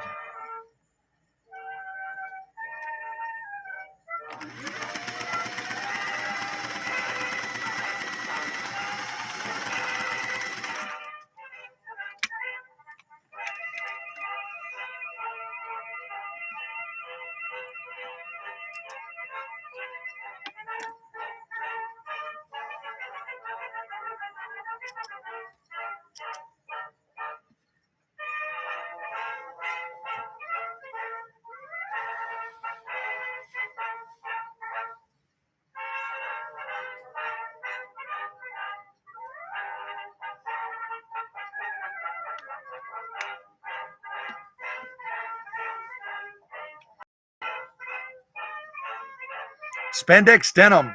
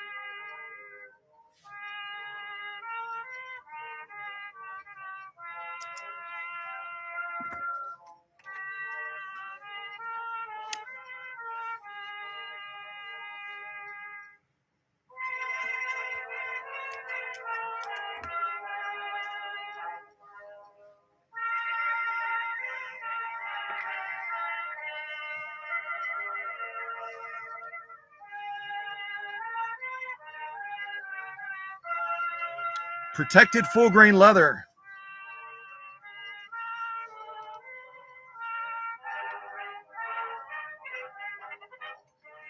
I think there's supposed to be cannons going off right now.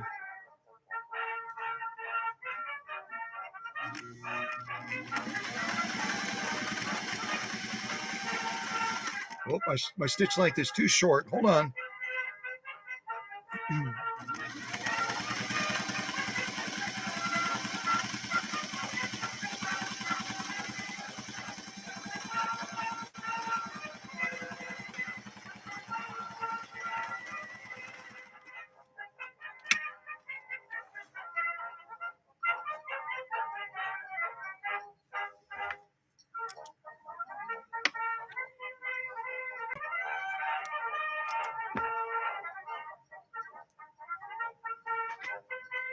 I made that one a little bit too narrow.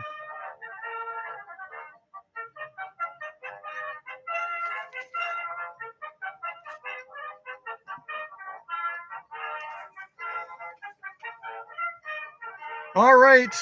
Well, take care, everybody. I think I've run out of things to sew, but that's what we did, with the exception of this one on the live stream today. So take care. God bless. See you soon.